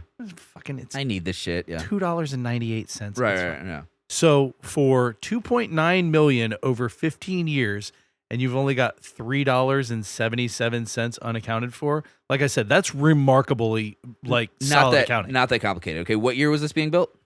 In the over the course late of 15 18s, years? in the late Late 18s, it 18s? was finished in 1886. There was not dick in that area at that time. That is true. Des Moines, Iowa was nothing. It was. Oh, you can see photos. There's photos. There is nothing there. There was one photo that was really cool. In particular, when I was looking at photos of the construction of the state capitol building, and it was panned way out, so the building's like off in the distance. There were some like right up against it, but this one was taken from a little bit of a distance. Again, with the hills you were talking about, and the hills all had like, I don't know if it was for like cart paths or what, but they had like these brick retaining walls along some of them, and you could see this path winding up. And it was all these construction workers just like sitting along the walls, eating, and there were like horse and buggies and shit like that. It was a very cool photo. We'll put it up on the Instagram. Right. But like that gold dome was doing the same function that I said the pyramid in Egypt was, to be seen for miles and miles and miles. But more specifically, every single thing there had to be shipped in, right? Government project. I'll bet you they didn't allow much boomtown fucking fuckery. You know, they might have had like a whores and whiskey town, like a couple of miles away. But for the actual construction, probably not at that point. I think Iowa was already a state. The railroad was 100% done. Had been done for. What? Let's see. It was finished in 86, so that means it started in 61. Is that right? No. That's not right. 71. Yeah, okay. It started in 71. So even when it started, the Transcontinental Railway was done. Okay, but still, I'm going to bet you that... But the reason I make that point is if you go back to our three-parter on westward expansion, the boom that came with that railway being done, even with all the issues with, fucking... train robbers and all fucking crazy wackiness. The amount of, I know we went through it, I think in part 3 of the West, of how many people were going west pre-railroad, and as soon as that bitch was done, as soon as they drove that Golden Spike and Promontory Summit, Utah, how many people that next year, and it was like tenfold easily. Right, yeah. But what I'm saying is, with being that far away from any real road situation, it's not like you're just like carting stuff in all the time. Sure. I'll bet you that their accounting accounted for parcels shipped directly on like government railroad. True. They'll send a train. Here's all your supplies. Those supplies are going right here, and we're using exactly those and nothing. And fucking here's your else. Transport manifest and everything. Exactly. Right Here's there. everything. Bam. Yes, I'm just saying from an accounting standpoint, it's impressive. It's impressive. Is $3.77 out of 2.9 million, 2.8 million, 2.9 million. But like I'm saying, like that is the way things had to be before we were digitizing all this shit. That's true. You know? So people are smarter than we want to give them credit for. Like the past was full of smart fucking people. Hey, numbers are thousands of years old by that point. Making things easier makes people dumber. When things are hard, you know who does all the really hard things? The smart fuckers. Smart people. Smart people do all the smart work. I was the dumb. Dumb people are doing dumb work, and that's okay. Like my grandfather always used to say, the world needs ditch diggers. So, world needs plenty of bartenders. Yeah. So let's get international, shall we? Men in Black International? Nope, never that. So in Shanghai, China, there is an area called the Bund. The Bund. B-U-N-D. This is a historical district on the waterfront in Shanghai, right? From the 1860s to the 1930s, this was an extremely busy, extremely wealthy port and financial center. And this was the center of China's foreign establishment, right? Not a lot of people know this. I feel like people should, but not a lot of people know that England took control of Hong Kong, the island of Hong Kong, in 1842 after the Chinese Opium Wars. Part of the deal was England's going to take care of this area, right? Yeah. That's I think one of the we should cover all that. I think that's one of the most interesting jingoistic like elements of all of world history is England taking Hong Kong. Well, what's funny is that, they ended up sort of taking that whole area, and Shanghai's not super close to Hong Kong. But over time, England ended up holding Hong Kong as well. And this was this was all part of the British colonization, right? This was all part of them. And they held Hong Kong specifically as a territory until, guess when? 1842 is when they took control of Hong Kong. Okay, and they let it go in 1947. 50 years off, 1997. Jesus Christ. July 1st, 1997. Holy guacamole. They came to the, well, this is interesting too, because as we know, in the 1940s was when the Communist Party started really gaining momentum in China. But even when, like right now, China's not really communist. They're communist light, you know. They're whatever communist is when you're trying to apply it to a fucking country of billions of people. But such a fucking just like China. But when you it's so 1 point something billion people in a fucking place. That's whatever kind of fucking communism. Yeah. But even when, you know, let's talk about, you know, Mao Zedong's fucking time when he was like, it was hardcore communist China, right? Hong Kong always operated as a capitalist area. Still does. And that's because when in the fucking late 90s, when England said, yeah, I guess you can have your island back, they implemented, it's called like a one city, two systems or some shit like that. One island, two systems. And so they kept that as basically a capitalist area. So Hong Kong has always been sort of this real, like, fucking, it's like the New York City of and it's still, China. I mean, it's still considered itself independent. So 100%. Yeah. So I mean, the rest of China might not necessarily agree with it. no, they disagree hardcore.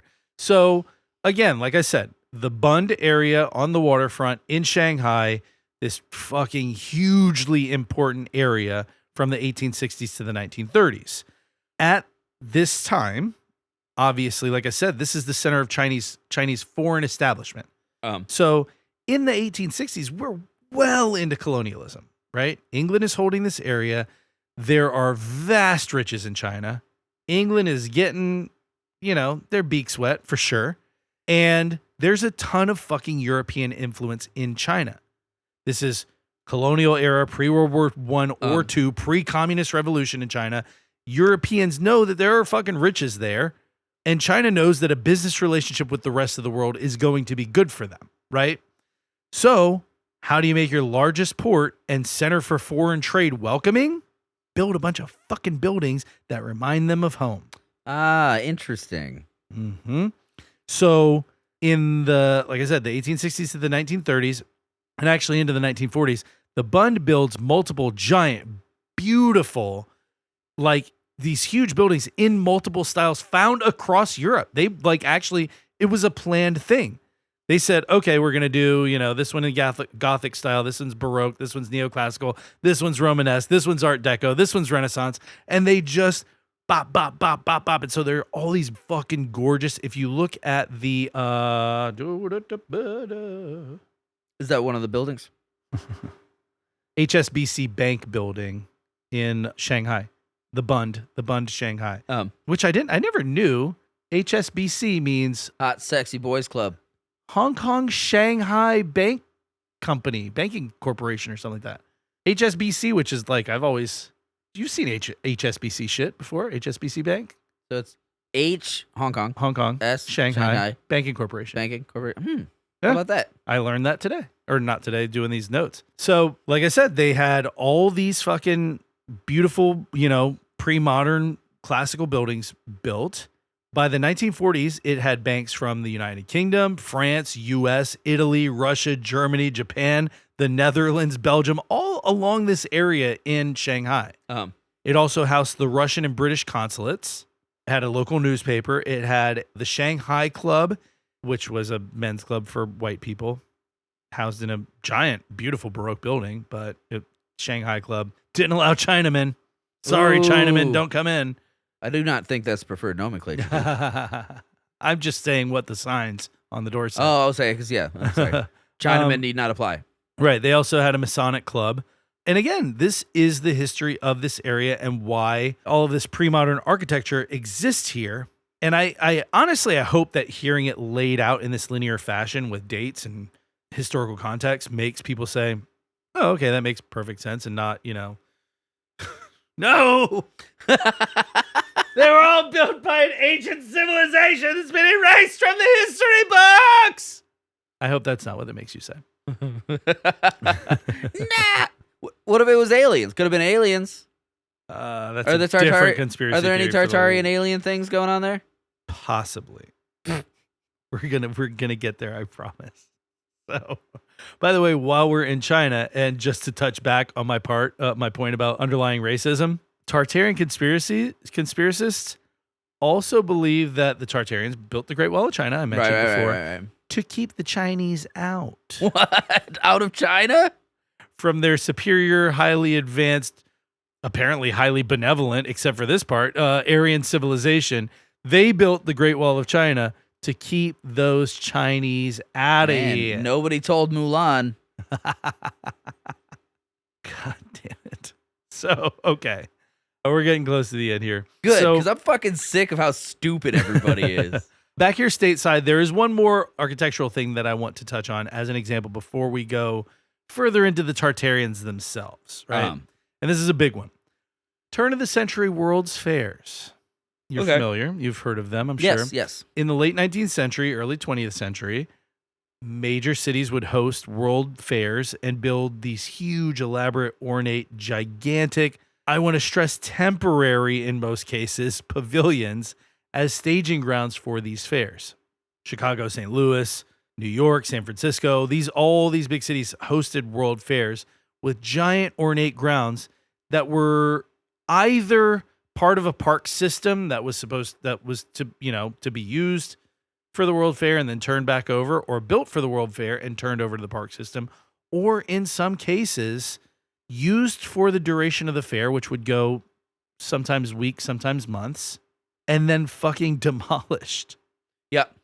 So a lot of people, They're fucking amazing displays of architecture. Beautiful. Like I'm trying to pull it up right now. And I believe it's a Paris. San Francisco was the one that was all built, and I'll get into that one here in a second, but and people are like, well, why? And like, what is the cost of upkeep of this? What do you do with the buildings and stages and pavilions when it's over?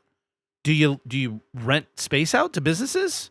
Which businesses? Not a whole lot you can do. Right. What you should ought to do is let it fall into disrepair so Scooby-Doo can solve mysteries. Yeah, is it not better to like use the space for other things, sell the land to businesses that can build space to suit their needs rather than try and fit into a space not suited for them? So these cities decided to build everything out of, and this is San Francisco in particular, the whole motherfucker was built out of straw and hemp fiber and plaster of Paris. Oh, wow. It wouldn't have They're like, lasted. we got to get it out of here anyway. It was there for a couple of months, and then the World Fair's over. And then, by the way, we can fucking demolish all this shit really easily and really quickly and really cheaply. So we build it all really cheap because it's all fucking plaster Paris, and then we demolish it really cheap.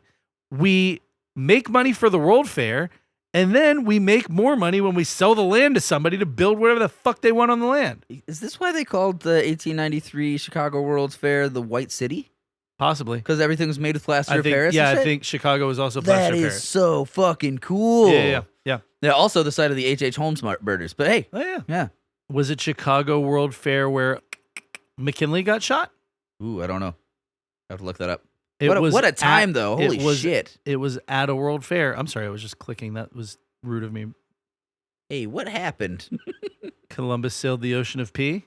Yeah, in 1893, Columbus sailed an McKinley ocean was of shot and then he peed. No, it doesn't look like he was shot there. He was shot at a World Fair. I don't recall which. That was the thing. Is It's like 1901. what's that? He McKinley's was shot in 1901. Yeah, which World Fair was he at? St. Louis? No, St. Louis doesn't sound right. I thought it was Chicago.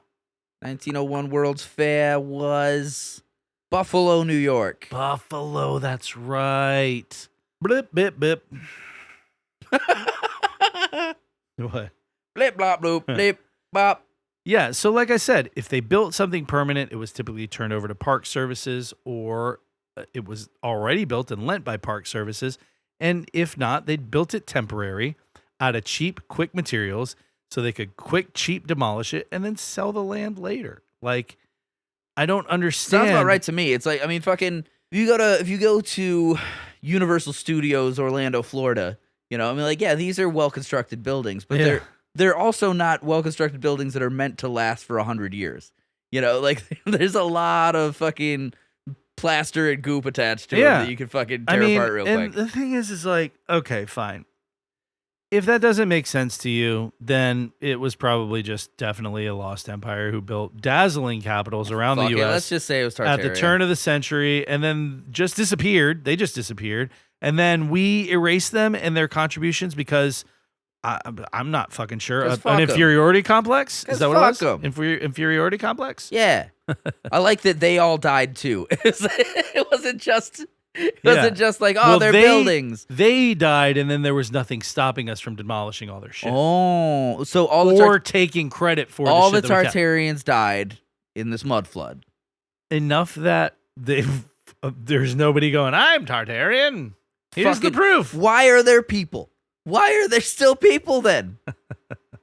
The people didn't cause the mud flood. But why are we still alive? If the Tartarians couldn't survive with all their advanced bullshit. I see what you're saying. Yeah, right. Us living in our huts. That is a fucking grilling pork over a fucking open fire. It's a very interesting question that I don't have the answer to. So we could do with these all fucking day. But even if the buildings change, the stories behind them don't really change. There are photos. There is context. The late 1800s and early 1900s are pretty goddamn well-documented era of human history. Like, I think someone would have let the cat out of the bag by now, especially if some of the specifics about the Tartarians are to be believed, which we're going to get into right now, and you're going to fucking love it. Stupid. Well, that brings me to unarianwisdom.com. Urinary wisdom? Unarian. Like Unitarian, but you took the tat out. Unarian wisdom. This is a website that has a whole plethora. It's kind of funny that we're doing this the week after pseudoscience. Is it? This is all based on pseudoscience. Oh, yeah. So this website, Unarian Wisdom, has a whole plethora. Maybe all the Tartarians combusted. Maybe they all took off in their perpetual motion machines. They all spawn-commed. Yeah. Spawn-com. Like I said, this has a whole bunch of pseudoscience, crazy spiritual shit. There's UFO shit. There's Lost City of Atlantis shit. There's vaccine denial shit. There's the real life of Jesus, quote unquote. The truth about Mars. Clairvoyance shit. Past life incarnations. It is a lot. By the way, it took me everything in my fucking soul not to click on the link to read about the people of the planet Clarion. The planet Clarion? Yeah. Sounds like a acne scrub. It's just left of the planet Arda. It's where they make the Clarion, which I use to keep my skin clear. Come, Clarion. This website has a whole lengthy thing about the ancient empire of Tartaria and the Great Mud Flood and the Great Reset, which is what, I think I said this before, people who believe the theory call the modern attempts to erase the Tartarians in their history. Reset? The Great Reset. I think I said that at the top, but I am going to read directly from this entry in unarianwisdom.com, and you can just soak it in, or you can ask questions if you like. You want to soak in your urinary wisdom? This is Tartarian History by unarianwisdom.com. Riley, are you prepared for this? I was born prepared for this. The Tartarians, or Tartars, were the indigenous people quite possibly founded by Noah's sons. Oh, yeah? Making up the world-renowned Tartarian Empire. World-renowned.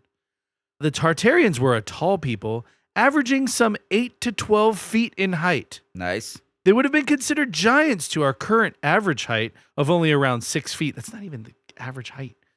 However, back then, when are we talking about back then? The height of 10 feet was the average. The height of the 10 feet was the average. How big are their dicks? 10 feet. They had 10 feet tall and 10 feet long schwanzes? I would imagine a 10 feet tall guy would have like a 12, 13 incher. Yeah, I guess that's appropriate. Yeah. So here's my favorite. Like the civilizations before them. It's really the girth that gets you, not the length. Yeah, I don't care if I'm bottoming out. I don't want anybody to hit the sides ever again. Yeah. Jesus Christ. Gross. Hang on, because I really want you to enjoy this next sentence, right? So like I said, they were 8 to 12 feet tall. Average now, apparently, according to this person, is 6 feet, which it isn't. Average height for them was 10 feet, right? Next sentence. Like the civilizations before them, whose heights averaged 12 feet, 50 feet, 2+ miles, etc. Whoa, hold on a second. Yes. You guys so 2 miles tall? This person contends that previous generations had 2-mile tall people. Ugh. Each preceding civilization had an average taller height than the civilizations coming after them, and each succeeding civilization had an average shorter height than the civilizations predating them. That's actually the complete opposite. We are taller than the people who came before us. Statures are diminishing after each deluge and with each new astrological age we enter. Riley? Yeah. Civilizations in the current astrological age, the age of Pisces, are shorter in height than civilizations that existed. He just goes around in a circle. Hold on a second. No, this is the dawning of the age of Aquarius. That's the next one. Okay. The next astrological age apparently is the age of Aquarius. Yeah. So this is the dawning of the age of Aquarius. Yes. Aquarius. Aquarius. Aquarius. Harmony and understanding. Sympathy and love abounding. Okay. The Tartarians are thought to... Oh, God damn it. The Tartarians are thought to have been breatharians. No. A being who does not rely on the digestion and burning of calories from food/water, but instead rather receives energy straight from the aether, spelled A-E-T-H-E-R. The aether is taught to be the very fabric of the space-time continuum that some would associate with electrons, the wind, the Holy Spirit, the atmosphere, and the gases in the atmosphere such as oxygen, nitrogen, and hydrogen. More like the eighth hole. What do these things have in common? Electrons. They're all dumber and pissed. Listen, I want you to tell me what these things have in common. Electrons, the wind, the Holy Spirit. Invisible? I guess you can't see it with the naked eye. God None damn of it. them exist. Since the Tartarians quite possibly had a completely altered digestion system, Okay. Digestion system. Than the one we now have, they had no need for toilets in their bathrooms. So they ate air and pooped nothing. Hang on. Which could hint at one of the reasons why bathrooms in the recent past have been used quite extensively more as social gathering powder rooms to not only freshen oneself up, but to hear and spread gossip. No, that's You can do two things in one room. That's just because of cocaine. That has nothing to do. Really That is. has You're not nothing wrong. to do with Tartaria. Here's another fun sentence. Again, find the thing that doesn't belong. The Tartarians were masters of masonry, brickwork, steampunk style technology, universally free energy, and grand architecture. What? Why is steampunk style technology? You just mean turn of the century, like steam technology? Is that what they're saying? Because steampunk style technology, that's not anything. I think that's when you take steampunk style. I know, but I mean, steampunk is the style is based off of pre-existing things. Right. But the whole steampunk style is taking modern advances in technology, but giving it the fucking turn of the century sheen with the steam engines Yeah, what and the fuck are they talking about? dumb shit. They just don't know about steam-powered things? Dumb shit. Their Roman/Gothic-esque style architecture can still be found in the current guise as water ducts, city halls, banks, water stations, cathedrals, churches, hospitals, and similar public and city work type buildings. The next chapter here, we're almost at the end, don't worry. Thank fucking God. This is torture. I know. How do you think I felt? I put hours into researching this shit. Fuck you. God damn it. The Tartarians had free energy, Riley. Churches, cathedrals, mosques, and other buildings of worship were originally etheric power stations. God damn it. Buildings that are still there. Water stations, and sound resonating acoustical healing centers. We were stealing their shit. Why wouldn't we steal the good shit? Right. Why would we just be like, I want this empty husk of a building. I don't want their magic healing powers. Fuck them. Well, because of capitalism. Because of capitalism. That's an easy sentence. That's an easy question to answer. How do you keep people dependent on paying you for Listen, You know why do you what? think every person who's developed any kind of like altering energy device, battery or whatever, dies mysteriously? You know what? Hmm. All of this Hmm.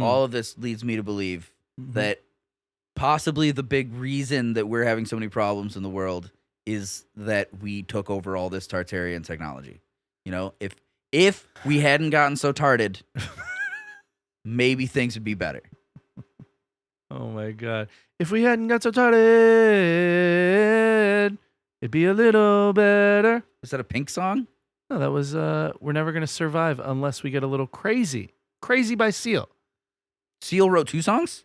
Seal wrote more than 2 songs. Oh, I didn't know. You don't know. No, we're never gonna survive unless we get a little crazy. No. No one does. Drew, do you recognize that song? No. Really? No. Holy shit. Seal All wrote right. Kiss from a Rose. That's it. No, he wrote more than that. There's a third one too that I don't know. I bet. That goes like this. Art. Okay, so like I said, churches, cathedrals, mosques, and other buildings of worship were originally etheric power stations, water stations, and sound resonating acoustical healing centers. The buildings that religionists use as places of worship in our present day originally functioned as hospitals during the reign of the Tartarian Empire. Tartarian buildings are more similar in function to pyramids and temples found across the world than what we are led to believe by mainstream peer-reviewed science. I kind of do like religionist. It's like, oh, he's a religionist. That's kind of fun. More similar in function to pyramids and temples found across the world than what we are led to believe by mainstream peer-reviewed science. Ridiculous. Slanderous, preposterous, We're not- absurd. We're not going to get into their fireplaces unless you really want to. No, I want to get into their fireplace if it's fucking lit.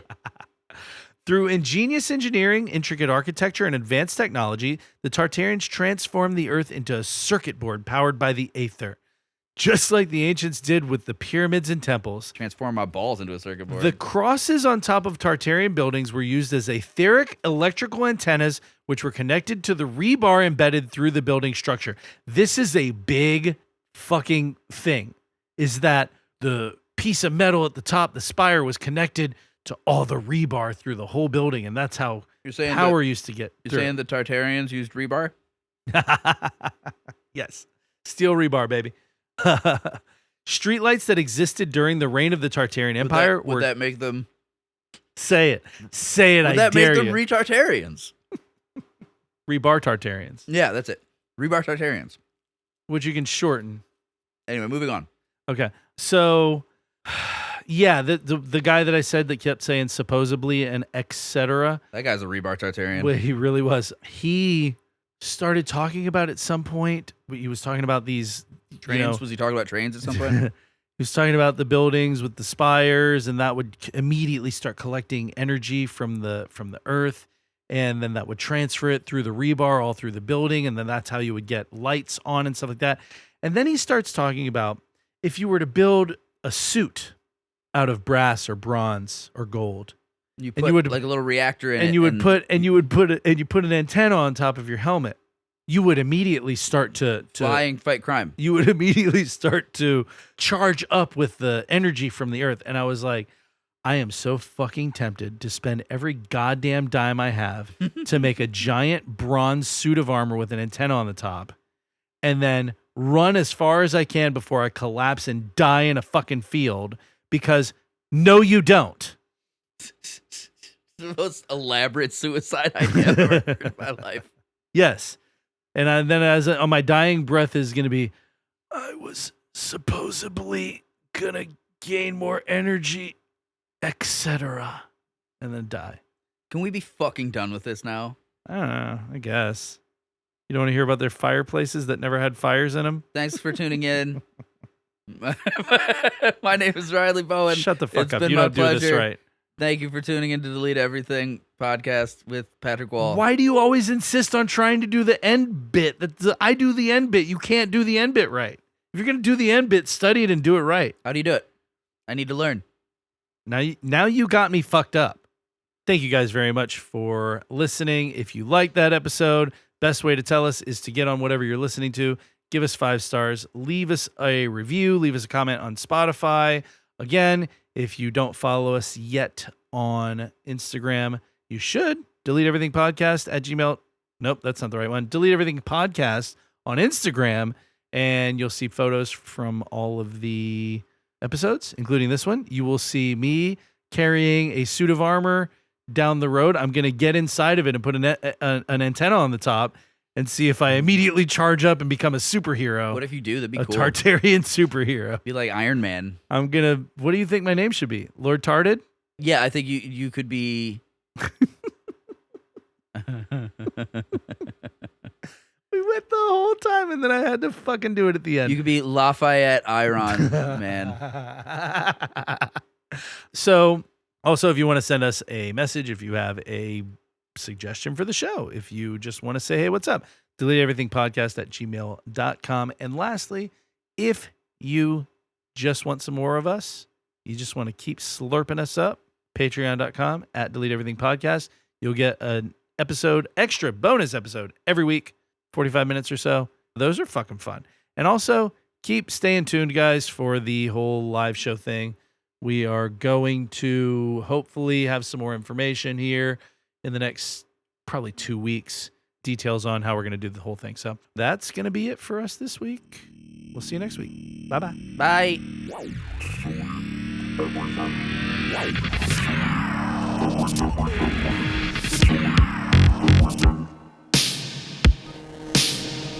Oh, God damn it. I hate you.